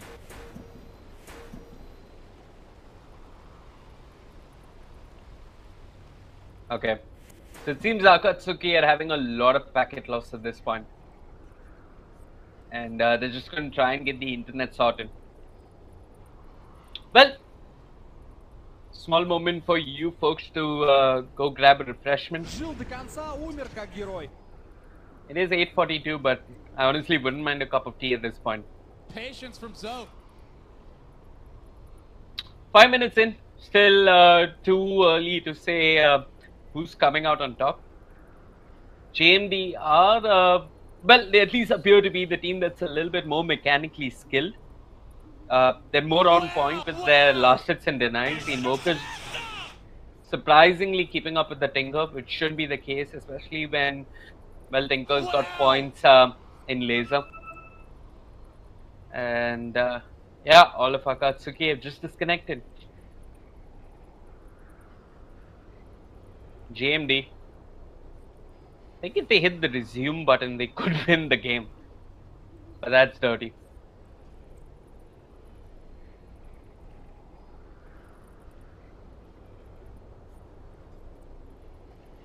Necropho's gonna disconnect as well.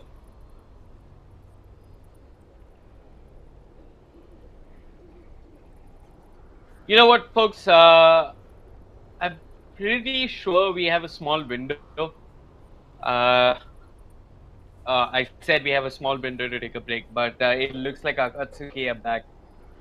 Everyone has internet problems. Nepal apparently no different than India. And it appears that BSNL is still providing a lot of internet across the country and the continent. Bottom lane, Madara, how's he looking? Got 11 wand charges. Zeus is trying his best to try and push him out of the lane. What's problematic though is that the Underlord is a full level ahead of the Gyrocopter. And now with these arcane boots, he's pretty much going to shove the Gyrocopter out of lane for all purposes. If JMD do choose to make an early rotation, they could try and take down the Radiant Tier 1 on the safe lane. And then it's very hard for the Gyrocopter to come back. It's awful to play a Gyrocopter, especially when you're from behind. Gyrocopter is such a momentum-based code, like a Queen of Pain. You need to get off to that good start in the early to mid game. And there's no easy way for him to catch up and recover. There could be, though, if Akatsuki were stacking Ancients or parts of the jungle. No stacks just yet, so even the Tinker doesn't have that small added burst to his farm.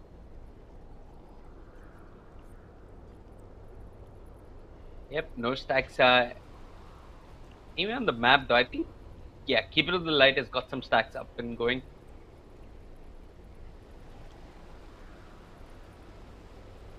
And he's got the Tranquil Boots done as well.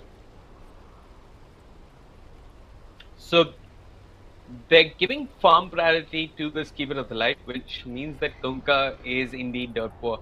I guess he's upgraded the courier, and all he has are a couple of clarities. Honestly, wouldn't be too opposed to the idea of him just hanging around mid, trying to get a torrent off. Maybe that could result on a kill on the Invoker, but for now, what he needs to do is get a couple of levels. It is only 5 minutes in, but ideally, if you're a 4, I'm not even sure who's a 4 at this point, if it's the Keeper of the Light or the Kunkka, you'd be looking to get your level 6 by the 10-minute mark.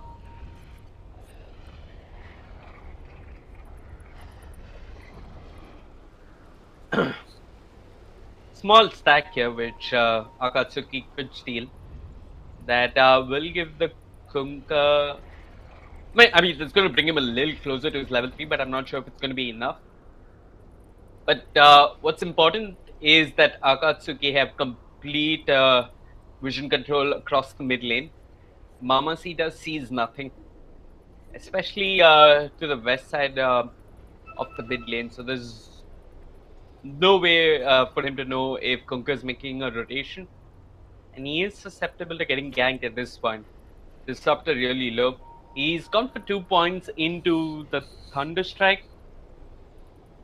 which is good to some extent if you're hoping to zone out the Bristleback, but there's no way he's going to be zoning out the Bristleback. Not way he's got a Keeper of the Light to back him up. And it seems we have a power cut. He's coming from backup though.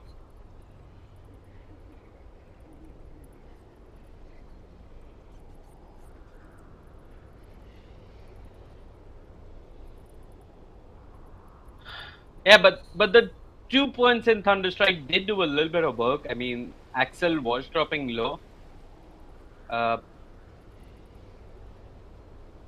It's going to take a lot of bad positioning for JMD to be able to bring down this Bristleback. It's not going to be that easy. I mean, it's only going to happen if Axel gets too carried away. What's a rather interesting thing about JMD's draft is nobody is going to be building a Silver Edge. I mean, there's no obvious core who builds into a Silver Edge at any point. And if Axel does decide to go for a Lincoln Sphere, it's going to take the Invoker or the Disruptor to make sure they break it so that Necrophos can get the Reaper Scythe off.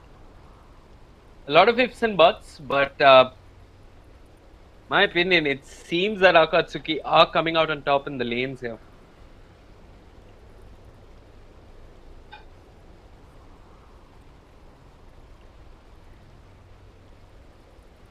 Once Axel gets his Horde up and going, and even his Vanguard of such and such, it's going to be really difficult for JMD to bring him down. They've got the Ice Armor though, which is going to be nice versus the Quill Spray stacks. Quill Spray damage is physical, and the armor is going to soak up a little bit of it. But that's about it. There's nothing much that's going to really keep them alive, other than the Underlord, who's probably trying to get his mech at the earliest. Got the Arcane Boots up and going, and with that Firestorm, his farm should accelerate at a good pace.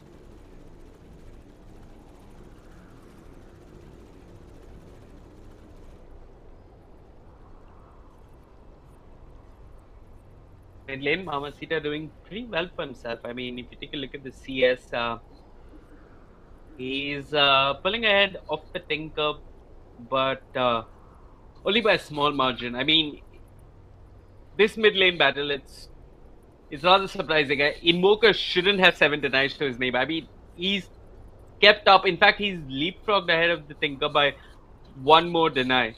And with Laser, this simply shouldn't be the case. I'm not sure how he's doing it. I'm going to pay a lot more attention to Mamacita in the mid lane. He's been pretty phenomenal for JMD in the mid lane in some of their past games as well. However, didn't have much success versus Signify. Yeah, they tried to pick Viper. And yeah, Crowley in the mid lane on the Razor. Didn't manage to outlane it. There was a fair amount of impact coming in from the supports, namely Over and No Chance. But it looked like Crowley was holding his own on the Razor versus the Viper. I don't know if Razor is the official Viper counter, but Signify made it work.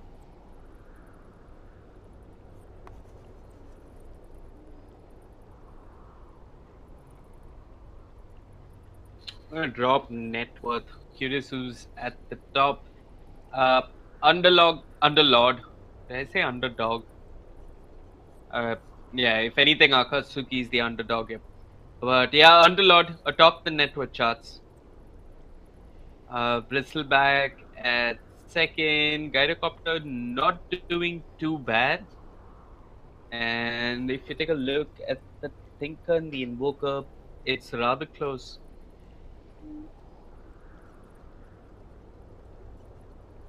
But I think Thinker's always just going to have his farm spike upwards once he gets those BOTs and a couple of points in March. Just farm the jungle and move across the map a lot easier with those BOTs.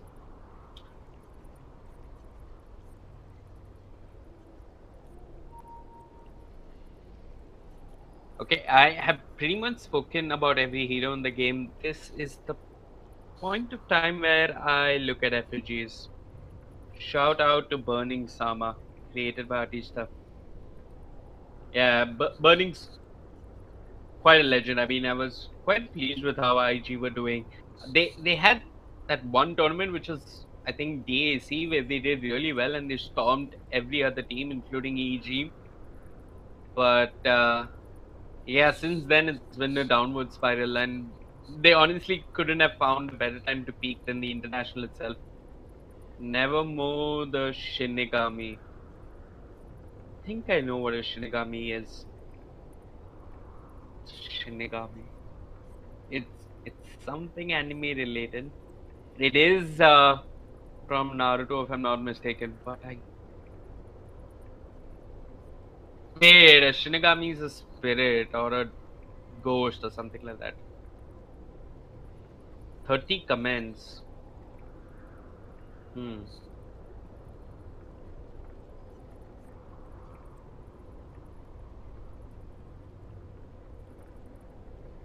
Any other effigies? Hold on.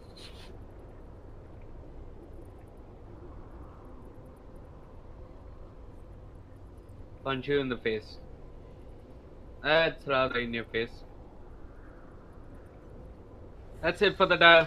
Let's take a look at Akatsuki. They're known to be a little more clowny in general.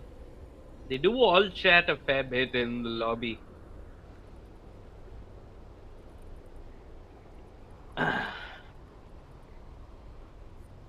This has been a long pause, and this is when okay, he's in game. Yeah, I was gonna say this is when I get the timer going on my watch, because there are limits, if I'm not mistaken, to for how long you can pause the game. There are rules regarding that. The admins have, in general, been pretty strict about it. It is a one-off. You usually don't see this too much, but yeah, hopefully once he's back, we can have the game underway. 17 stick charges on the Necrophos. I wonder when he puts that point into Ghost Shroud. I think he feels pretty confident of himself not going down to the Bristleback anymore in lane. And yeah, this is a small good spot for him in the lane. I mean, Bristleback is really low, so he's going to back off. Actually, it's the 5-minute mark, so he's got his shrines to work with. He's just going to come back and once again make the Necrophos in his life all in all a little more difficult.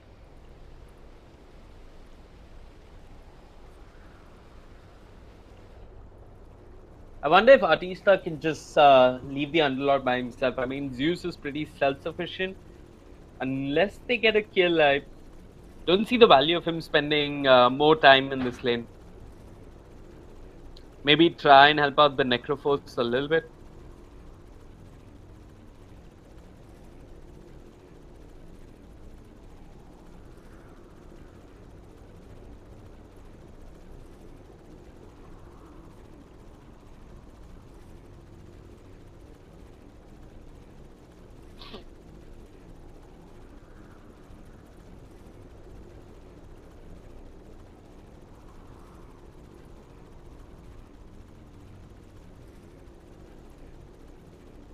And he's back.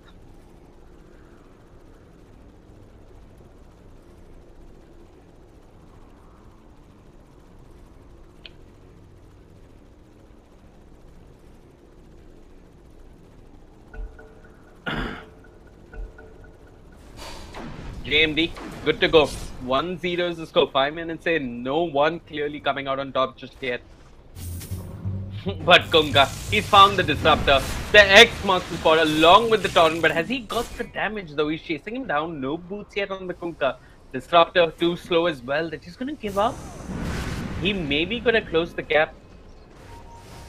Smoke does have a salve parried out to him along with the infused raindrops. The torrent is there. It does connect the giving chase. Hitachi Uchi gives himself a little bit of mana, but the illuminate still a while before it comes to cooldown. Meanwhile, mid lane, Mamacita forcing out the regen rune from the Tinker. And Akatsuki have converted this off lane into an aggressive try for all purposes. Smoke finally puts that point into Ghost Shroud, but it's on cooldown. I'm not sure if Axel knows this. They're going to be up in a bit. Meanwhile, on the that off lane, the giving chase to the Gyrocopter. The Sunstrike is there, but it's going to miss.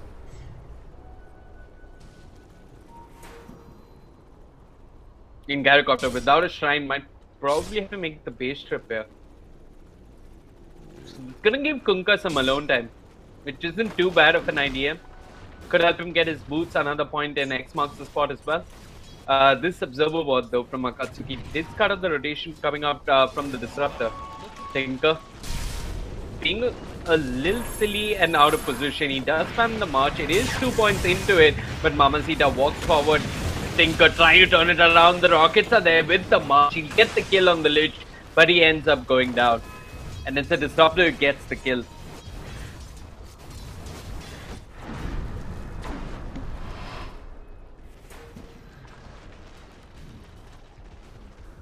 Tinker for Lich. I think JMD take that trade any day.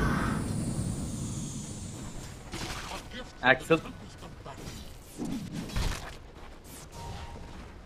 trying his best to bring down the Necrophos, but now with Ghost Shroud, there's potential for Smoke to actually turn around the gang. And yeah, once he hits his 6, which isn't too far away, could possibly get a kill on Axel. So, KOTL, I mean, this is a strange pull to do. And it's only Smoke who reaps the benefits of it.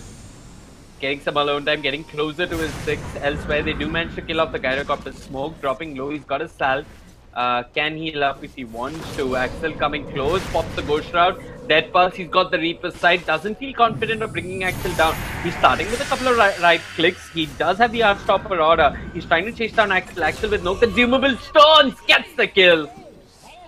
It was Axel who was baiting out the Necrophos all along.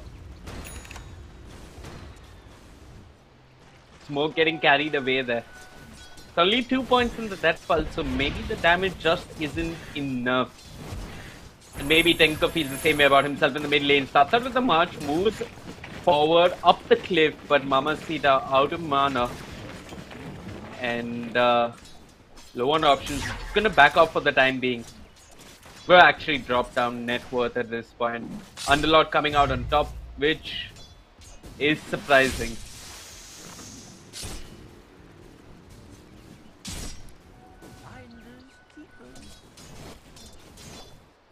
Two things I find extremely problematic for either side is Akatsuki just taking a straight up team fight versus JMD. Actually, I'm going to come back to that in a bit because Madara's gone in with the call down. He wants Artista, he secures the kill, but Zeus walking forward, he's got the damage. 55 bonus damage with the Atrophy Aura, and he's looking for more. He's got boots, he's giving chase, Kunkka, juking left and right.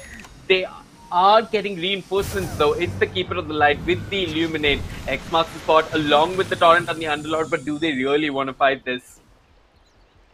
It seems the answer is no. They get the Lich, but they lose the Gyrocopter. Time and time again, JMD coming out on top with these trades here. Except for the Necrophos, which died a couple of times. It's Axel who's going to be clearing up those stacks in the jungle. not the Keeper of the Light. But Itachi Uchiha hasn't done too bad for himself.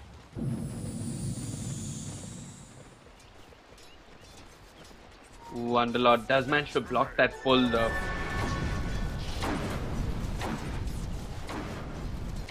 So this is a stalemate in the safe lane. I mean, Underlord pushes the wave, Keeper of the Light pushes right back, but where is Gyrocopter going to farm? Seems he's been sent into the jungle for now.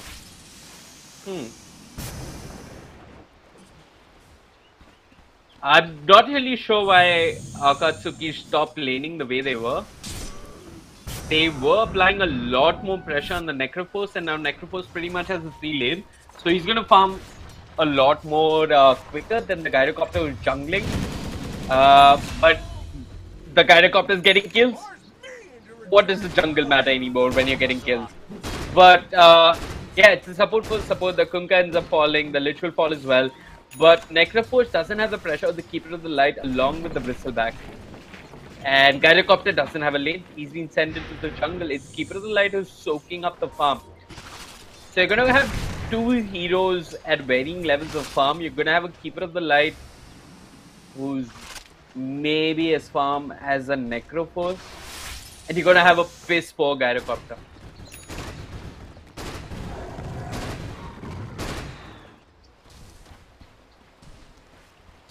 Would now complete on Axel on the Bristleback. Smoke's got that ice armor as well. So at this point the Quill Spray only tickles. Frost Blast from Atishta. But Axel's just going to heal up quickly with the hood. So they've decided to prioritize farm on the Keeper of the Light. He is making good progress towards his Zags. That vision is going to benefit Akatsuki to some extent. And yeah, hopefully the Gyrocopter manages to get some farm by participating in team fights and getting kills. That's the plan you're coming out from Akatsuki.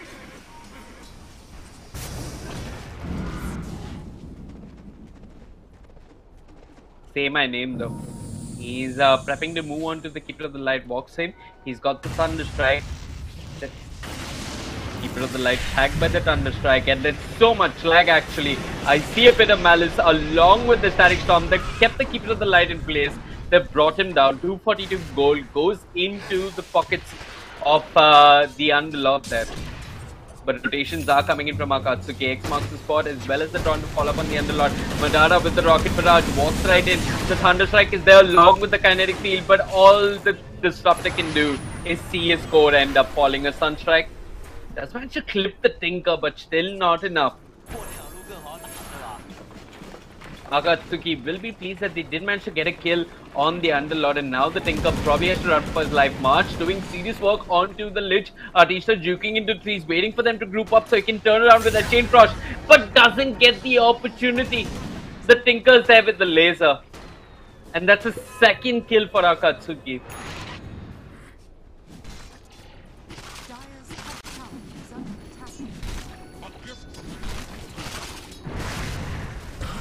Both Axel and Smoke have their hoods complete. I don't see how Axel manages to hold his own without the Keeper of the Light helping him out.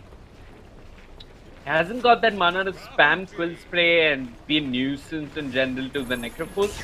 Sure, he's got the Soul Ring, but I'm honestly not expecting too much out of it. And Madara gets picked off to a solo Lich. Artista with the Chain Frost secures a kill on the enemy core there. Mid lane, Fit of Malice, Marching Machines coming out from the Tinker, but the Blinding Light makes sure the JMD will not pursue. The mech gonna heal them up though. Seems that the Underlord wants to be active around the map now that he's got the mech complete, which is the right idea. Say my name, not putting points into the Glimpse early on. I've never seen Disruptors come in so heavily into Thunderstrike, maxing it out over Glimpse or Kinetic Field.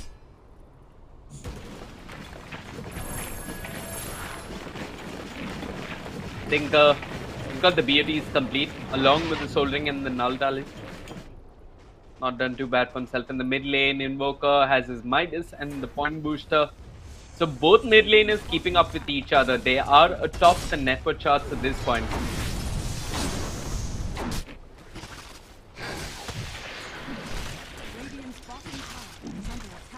Axel trying his best to bring down Necrophos, but he's not going to be able to do it alone. Tinker should be able to hold off the push. 4 points in March. Not an easy objective to take. I mean, none of the objectives are easy for JMD to take, especially when you're up against a Tinker and a Keeper of the Light. Then you also got Flak Cannon coming out from Gyrocopter. This is what I was talking about. Akatsuki are excellent at holding high ground with the Tinker and the Keeper of the Light, but once again, top lane, Necrophos being gone upon, the boat is there, he won't even get the Ghost Shroud off. It's a dominating streak on the Tinker and they're looking for more. Artista on the lich, he showed himself, Mana League trying to hold him in place, the stun not taking place because of the blinding light as well as the sacrifice coming out at the same time. Artista though, X marks the spot on top of him. It's Akatsuki's turn to try and take an objective here. But it's going to mean the JMD makes trade across the map.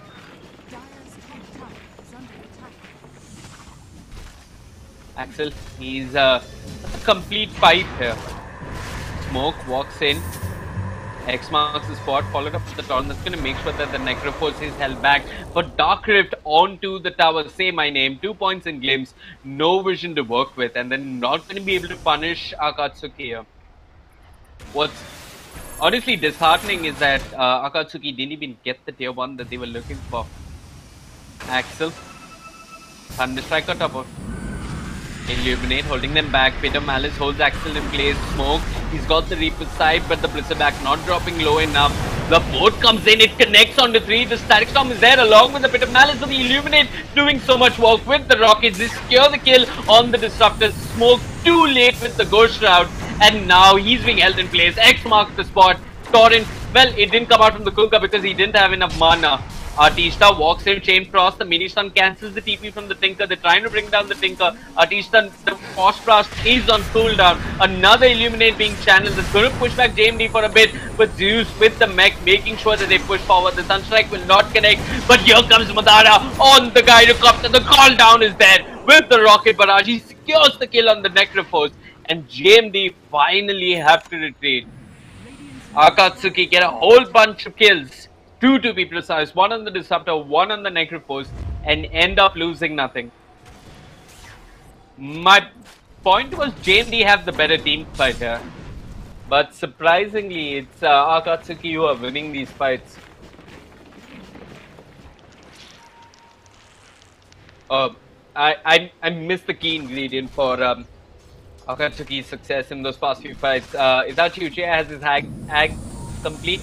I'm not sure if he had it in the past fight, but things seeming really problematic for JMD. Mid lane, Cold Snap onto the Tinker. They need the skill, and how? Frost Blast from Artista. The glimpse is there this time around. The Kinetic Field as well. They get the kill. The Reaper side was committed as well. That's a mega kill streak taken away. Smoke secures the kill, but Akatsuki don't care. They're pushing for more objectives across the map. It is daytime. They've got the heal coming out from the Illuminate as well.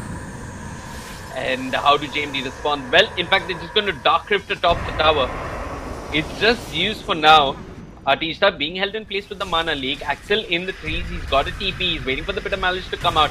I think he did spot it out, and he's going to TP safely for the time being. Artista and Zeus still chasing into the trees, but nothing to be found. Smoke seems to be going for the Blade Mail. Gonna help to some extent versus Keeper of the Light.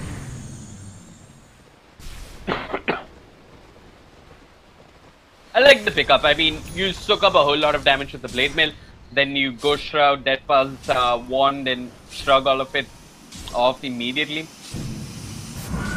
So you reset at full HP after soaking up a lot of damage. It's one way to work, but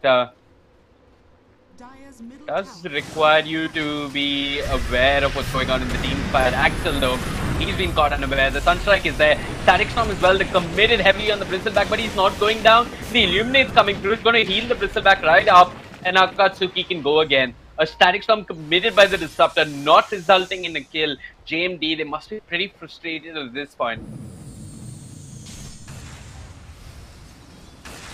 Akatsuki going in once more. Mana leak onto the Underlord. He's out of mana elsewhere. Bristleback trying to chase down Smoke. Smoke getting closer and closer to that Blade Maid. 30 gold away, but here comes Zeus with the bit of malice. No further team fight coming out from JMD. They've brought most of their big spells and not got anything. All of this, however, space for Madara to keep on farming. He's got the MOM complete. And he's getting closer and closer to his Yasha, so he's going to be pretty fast. Not sure if MOM was the ideal choice. I mean, it does allow you to farm a little faster.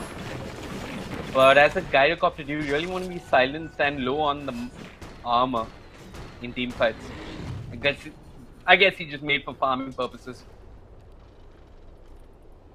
Anyway, it is nighttime. And with the flying vision on the Keeper of the Light missing, this is the ideal opportunity for JMD to group up and look for a fight.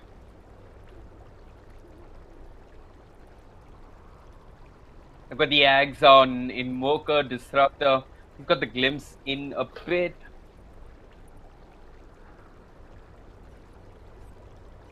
And both sides taking turns disconnecting.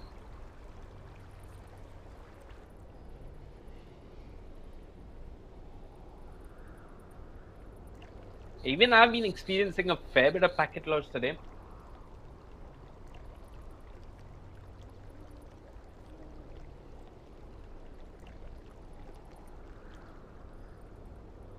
Not sure what it is though. It makes it really difficult to understand what's going on in fights, and I can understand how the players feel about this. Smoke. Feeling pretty good. He's got the Blade Mail complete. Going to play that role of frontliner that just soaks up a whole lot of damage. Still haven't seen the Static Storm have much impact just yet.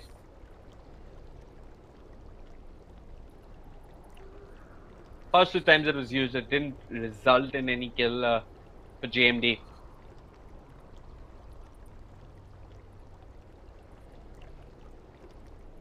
I'm gonna toggle Dire Vision. Just see this bit of the Radiant Jungle, that's about it. And the Radiant is here a little bit of the Dire Jungle. Besides not having too much vision, but I would be too bothered about Akatsuki. In the back, keep it on the light, the act complete. Just to see what he does in the next. Resume it's maybe something like a 4-star.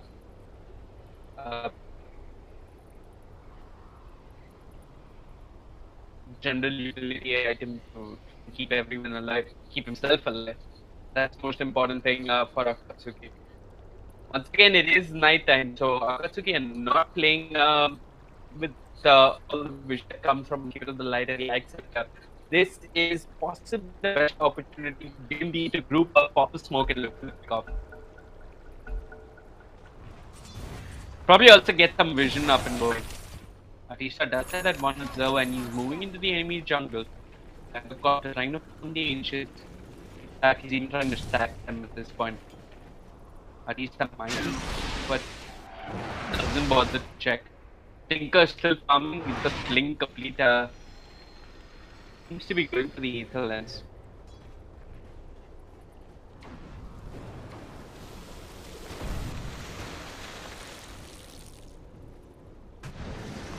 The packet box is awful. The tornado, one gets the Tinker. Bristleback quite far out by himself. Feeling quite confident with the complete fight. Game there coming up. Probably to pop a smoke at this point. Atisha does have one. 21 minutes in, I mean it's not much of an advantage in favor of Akatsuki, but Liquid did clear what a Keeper of the Light lineup can do. Especially when you got something like the Bristleback to front line.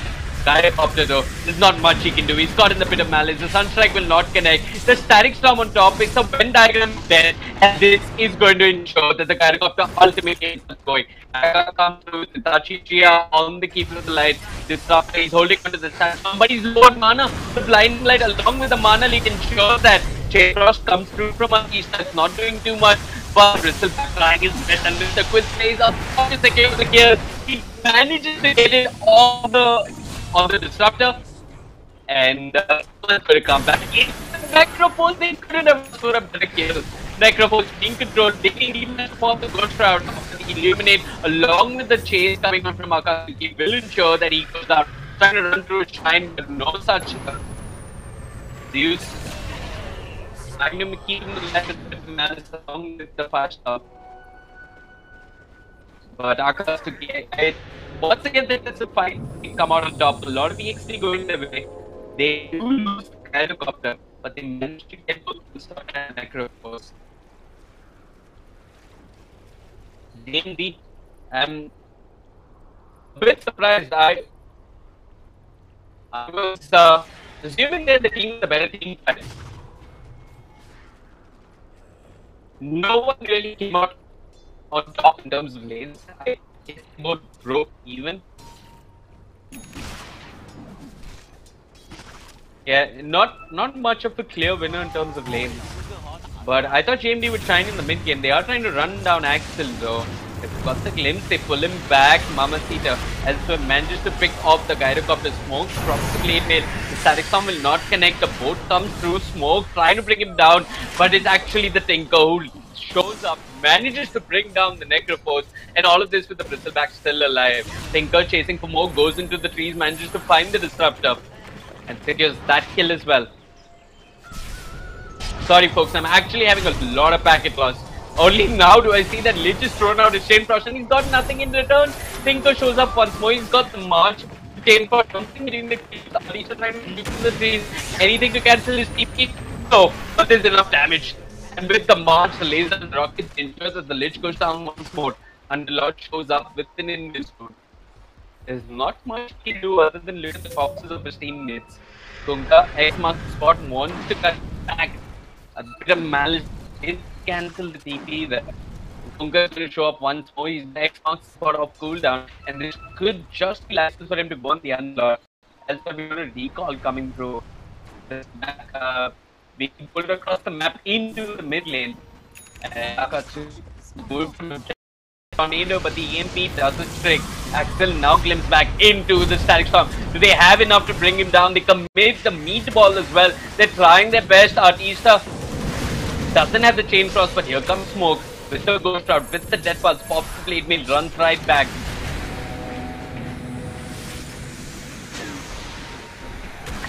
What? Homing missile and call down casually comes out from the Gyrocopter. Just hoping to zone out JMD for the time being, and Akatsuki even Smoke. What is going on? I'm not sure what that was about, but anyways, the Smoke stuff. Axel got some of his mana and HP back. The Blinding Light though will push back the Necro Light, who gets caught in the torrent. The boat not yet there, just yet from Akatsuki. But Tinker doing his thing, bringing the Necropus really low with the rockets and the laser. Not enough to bring him down just yet. However, this is pushing back JMD. They cannot outlast the Keeper of the Light in these team fights, and Artista goes for the cheeky deny. Axel giving chase. Maybe now he's out of position. Maybe this is when JMD strikes. But JMD, they've given up the tier 1 in the mid lane. Mamacita try to get farm elsewhere on the map. Now he's got the Blink Dagger.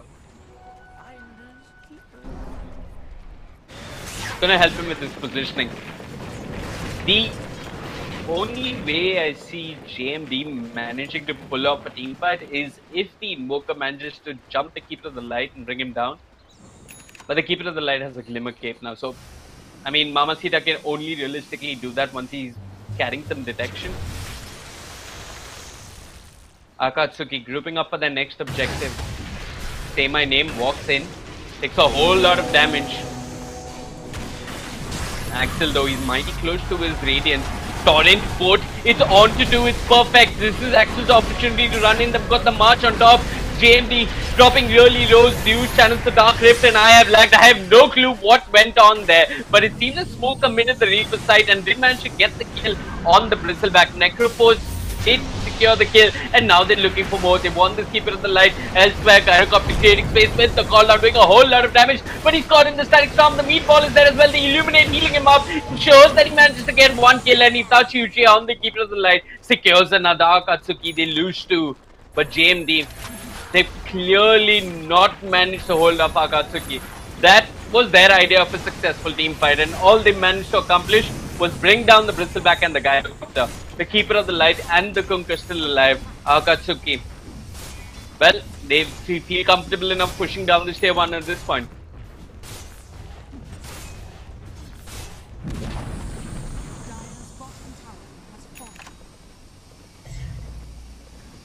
They've got the tier 1. Sorry folks, I'm really having a lot of packet loss. I'm missing 5 abilities in teamfight and I have no idea what's going on actually. Apologies folks, just a bad day for internet all around. I mean, JMD had internet problems, Akatsuki had internet problems, Smoke, well, he has some other kind of problems. There's a boat that's going to smack him right in the bang of his face, but the Yules have to make sure that he avoids most of the damage. He pops the Blade Mail and the Ghost Shot stays alive a little while longer. Kunka tagged with the Thunder Strike, caught in the Pit of Malice, but the follow-up just isn't there. And how can they follow this? A Tinker creating so much space with the Rockets in the march. They need to catch the Tinker or they keep the line. Too many targets to JMD focus. Too many people focus on each other. Chain Frost not doing enough. Mookie though keeping him alive a little while longer. Smoke in the with the Nutfalls takes a laser, pops the Blade Mail, but it pops the Ghost Shot as well. You have to constantly keep him alive, but he's eventually going to be controlled. He's eliminating a whole lot of damage. Axel, he's just going to run him down. The mech means nothing. Axel secures the kill. It's actually the thing that secures the kill, and he's wicked sick. Once again, moments of packet loss and moments of worry for JMD as they're losing the Necropus and not getting anything in return. This Keeper of the Light is a problem even without the flag. Dire's middle tower is under Another BTM.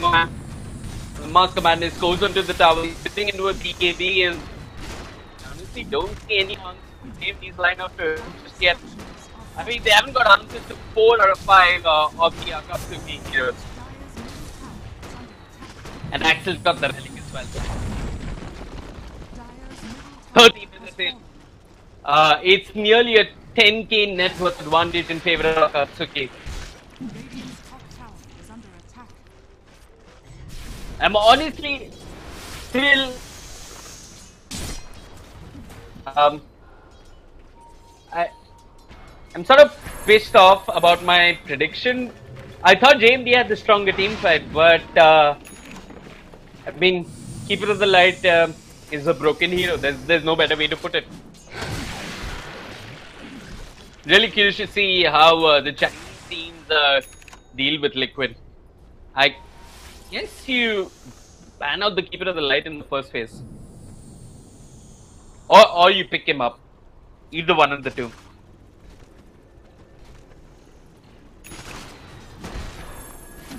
Got the Rod of 8 or so on Underlock. That's going to at least struggle off the mana leak at the very least.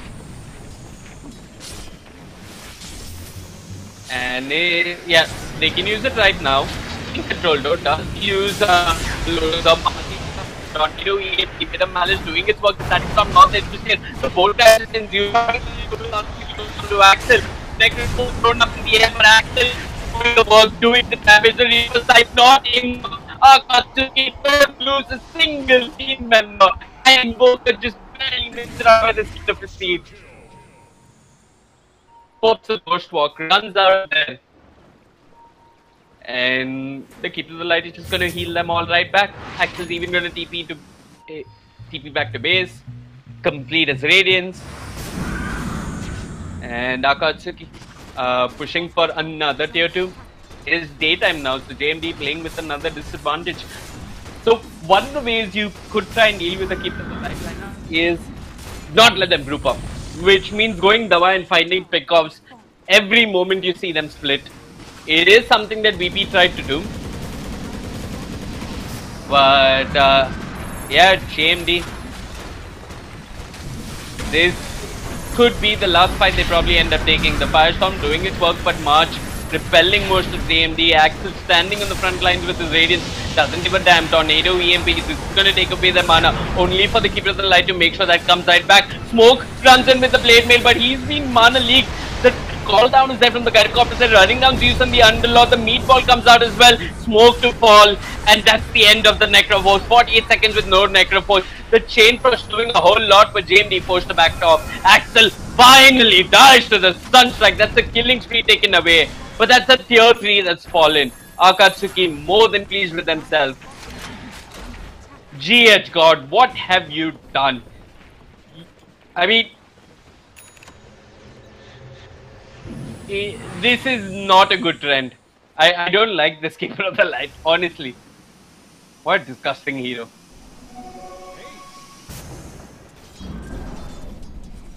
But yeah, Akatsuki, they're going to wait 40 seconds, and this 40 seconds is where JMD should try and aim to strike as early on as possible. Invoker does manage to go on to the Keeper of the Light, who pushes him away with the Blinding Light, but it's a bit too late. The Icefall is there.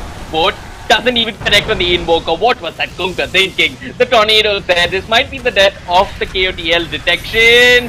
Well, they even commit the Reaper Strike, so that's a good 84 seconds with no Keeper of the Light, and this is JMD's opportunity to push. But how do you push into a Tinker? It's not that easy. Instead, they're going to use this chance to move into the Rush Pit. Akatsuki, have they squandered away the advantage? It's going to be a quick Roshan with all that Ice Armor and the Alacrity coming out from the Invoker. Including the Atrophy Aura coming out from the Underlord. Akatsuki, they go to contest. Tinker starts out with the Mask Spam. Invoker moves in aggressively. Tornado, Ice Wall, but not enough damage. Tinker blinks out. Smoke runs in with the Death Pulse. Manages to hold the Kunkka in place and bring him down. Boat comes in, but a little bit too late. Smoke too deep. No Ghost Shot, but he's got the Aegis. He's going to end up going down. Axel caught in a bit of malice. They've taken out the Necroforce, but he does have the Aegis. Elsewhere, a fight of its own going on in the jungle. Tinker did end up denying himself with that Bloodstone. JMD, it's maybe their opportunity to push. 25 seconds without the Tinker. What's the best JMD could do across the map? They have lost the Aegis. Amasita's got the Lincoln Sphere. So at least going to take away one of two key spells. Gyrocopter glimpse back. Smoke does have the Reaper Sight. He's holding on to it. Mamacita was expecting him to commit. He holds on, drops it at the very end. Zeus walks in with the Lotus Orb. The Blinding Light pushes them all back. JMD now on the retreat. X-Master spot onto the Underlord. He's not got the Dark Rift. He does. But he pops the mech, he turns the fight, he mans up. Axel dropping really low, but the Radiance doing a whole lot of work. EMP pushing back Akatsuki for the time being. Axel staying alive with the Glimmer of Cape. And the Forge stops it, doing their best to keep their Bristle back alive. But they can't keep the Tinker alive. He's going to go down. Mamacita with the Tornado, make sure he ends up going down. And he's chasing for more. Kunkka, he's next on the list. The Sunstrike will not connect. The Blinding Light keeps him alive a little while longer. And Akatsuki, they've lost all their cores. JMD, once again, see an opportunity to do some serious structural damage. Mamacita just going for the backlines. He wants the Keeper of the Light. He's had enough. The Lincoln Sphere is going to keep him alive. Start Stomp it and balance. Make sure that the Keeper of the Light is held in place and brought down. JFD, it's high ground for them. Now or never. But Tinker respawns at 25. And how do you go up high ground against the March of the Machines? They're going to try their best. Mamacita once again brinking in aggressively. Looking for that pickoff. Every pickoff is a small window for JMD to do some damage. They don't have Aegis, they don't have Cheese, but they're going to try that darndest. The tier 3 dropping low, Firestorm keeping them away. The mech comes out, the call down not connecting on anyone. Mamacita's gone in, drops the zoning EMP. Pit of Malice catches the Gyrocopter. Can they kill him? They've got the Reaper Sight from Mamacita. Backs off for the time being, homing missile, everything being thrown out on the Underlord. He's not got the Lotus off for a bit, does have it, drops it at the very end. But here's Tinker with the laser spam. The damage is too much. He secures the kill on the Underlord. There's no safe retreat for JMD. They've turned back, so they drop the Static Storm along with the Chain Frost. They glimpse back the Tinker. The Glimmer Cape keeping the Tinker alive. Where's the detection? It's not there for JMD. The Tornado though is. And with the Ice Wall, this might be another death on the Tinker. He's down to 4 Bloodstone charges. 58 seconds. No Tinker. Can JMD probably close this game? Well, get back is the call. Artista wants to retreat, and without the Underlord, they feel like they're missing a little bit of utility to keep the push going, but they did some serious damage on the tier 3. And I mean, it's 40 seconds and then Akatsuki start all over again with the Keeper of the Light and the Bristleback nonsense. They're going to start off with the Shrines, and this is going to be nice. So JMD are missing one key access point into the Rosh Pit. The next door Chan will have cheese as well. Akatsuki going to be patient and disciplined and wait for Rosh number 2 before they finally attempt to go high ground. We're actually dropped the net worth. It was nearly a 15,000 advantage in favor of Akatsuki, and now it's at 5,000, which isn't too significant as the 39-minute mark. Mamacita waiting patiently. A Dark Rift onto a creep would be really nice. Killing the Bristleback before the push even starts would be one way for JMD to get things started. But instead they smoke. Mamacita's gone in either way. She's going to make life a nuisance for Axel. Taking away most of his mana, the meatball to follow, but Tinker with the Mars spam. He's going to repel Mamacita for the time being. The laser will not connect because, well, Mamacita had the Lincolns. JMD, they repel the push for the time being. This at least going to force the Bristleback to back off, at least regen and then get back. JMD hiding in the trees. Artista, well, he is getting the Tinker ward up and going. Oh, and Tinker's right there.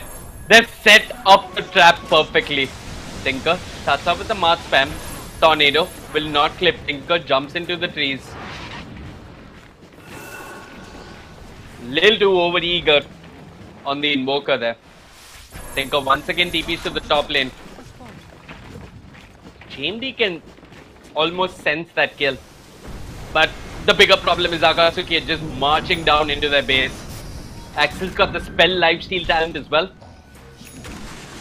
And with the heal coming out from the Illuminate, he's going to be an unstoppable force for all purposes. Tornado EMP is going to soak up some of his mana. The Deafening Blast is going to push him back. Chain Frost being thrown on top. Mandara pops the BKB. Eyes on the prize. He's trying to bring down the racks. The Illuminate pushing back the Underlord Lich. Well, he's fallen in the crossfire. Smoke on the Necroforce, trying his best, but his mana leaked up. There's not much he can do. The call down comes. It rains from above, but the Static Storm catches too. The Kinetic Field wasn't there, and Akatsuki, they're going to run out. They're going to manage to bring down the Disruptor. Axel hiding in the trees. X marks the spot. Go on to the Underlord with the Torrent. Can they secure this kill? A Glimmer Cape keeping the Bristleback alive. Another X marks the spot. Can they finally manage to bring down this Underlord with the rockets, with the laser, with the Illuminate and the Quill Spray? They secure the kill. And this is probably a lane of tracks for Akatsuki. X marks the spot and Torrent on the Necroforce. He did manage to bring down the Gyrocopter, but at what cost? He might just end up being brought down here. They're controlling him again. The Torrent along with the boat. And finally, the Necroforce is brought down. It's Mamacita was the world. And what can an Invoker do? Well, he's going to get control. He does have the Ghost Walk. Do they have detection though? And he's gonna get away. Too fast for the Ghost Walk and those points in back. And Akatsuki got what they came for. They got a lane of racks. Roshan may respawn in a minute though. Are Akatsuki gonna be patient about this?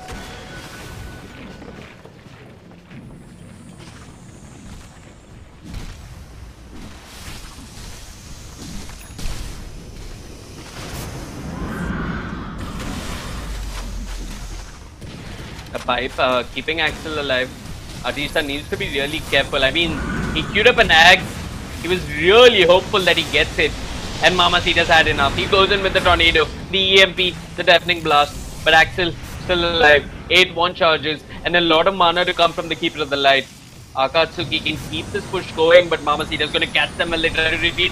Tornado on the old man, Keeper of the Light, but they don't manage to bring him down. They do, however, glimpse him back. He walks out of everything. That's one fast Keeper of the Light. They committed the Static Storm along with the Pit of Malice and they ended achieving nothing there. They really won this Keeper of the Light. He does have the vision. He walks up high ground. What is he thinking?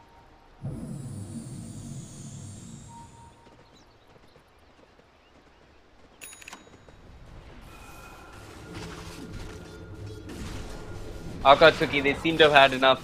They picked up a gem.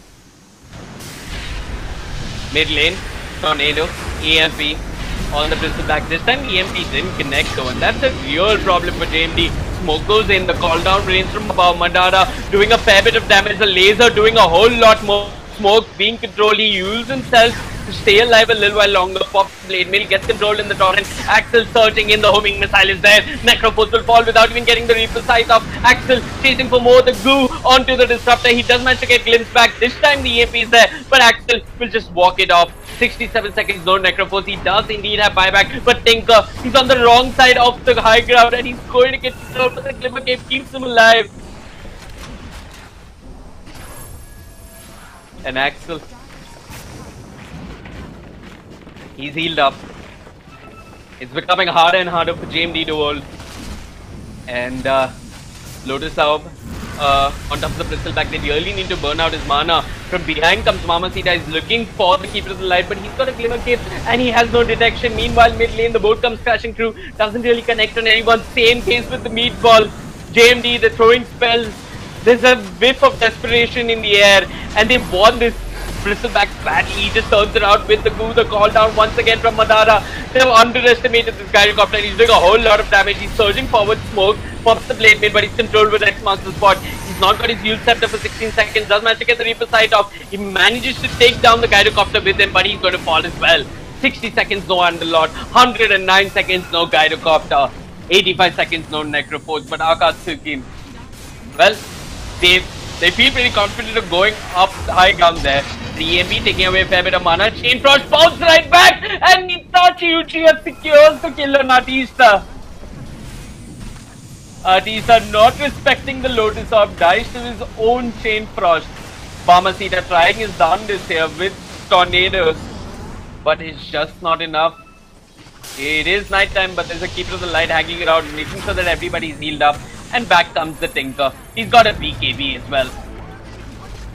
Gyrocopter buys back in a short bit of overconfidence this time. It does manage to catch one who's in it. It seems that Keeper of the Light is out. Disruptor will end up going down. It's Mamacita versus the world, and the world seems to be winning. Mamacita forced to run back to his fountain. Akatsuki going for the last lane of Rax.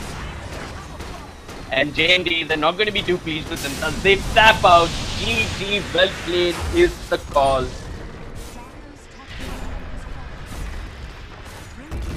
And Liquid and GH God single-handedly responsible for JMD's loss today in the ESL India Premiership. Keeper of the Light, what a broken hero. And yeah, I guess more and more teams in the ESL India Premiership are going to take note and start banning him out, especially against Akatsuki, who executed their draft around him pretty well. There were a couple of missteps, but all in all, a reasonably well executed draft coming out from them. Anyway, folks, that's it for today as far as the Dota 2 broadcast is concerned for the day. Sorry for the hiccups. I did have a fair amount of packet loss. But yeah, if you liked what we do, I'm Vivek. I'm from AFK Gaming. You can find me at facebook.com/VivekCasting. That's it for the day. Adios and good night.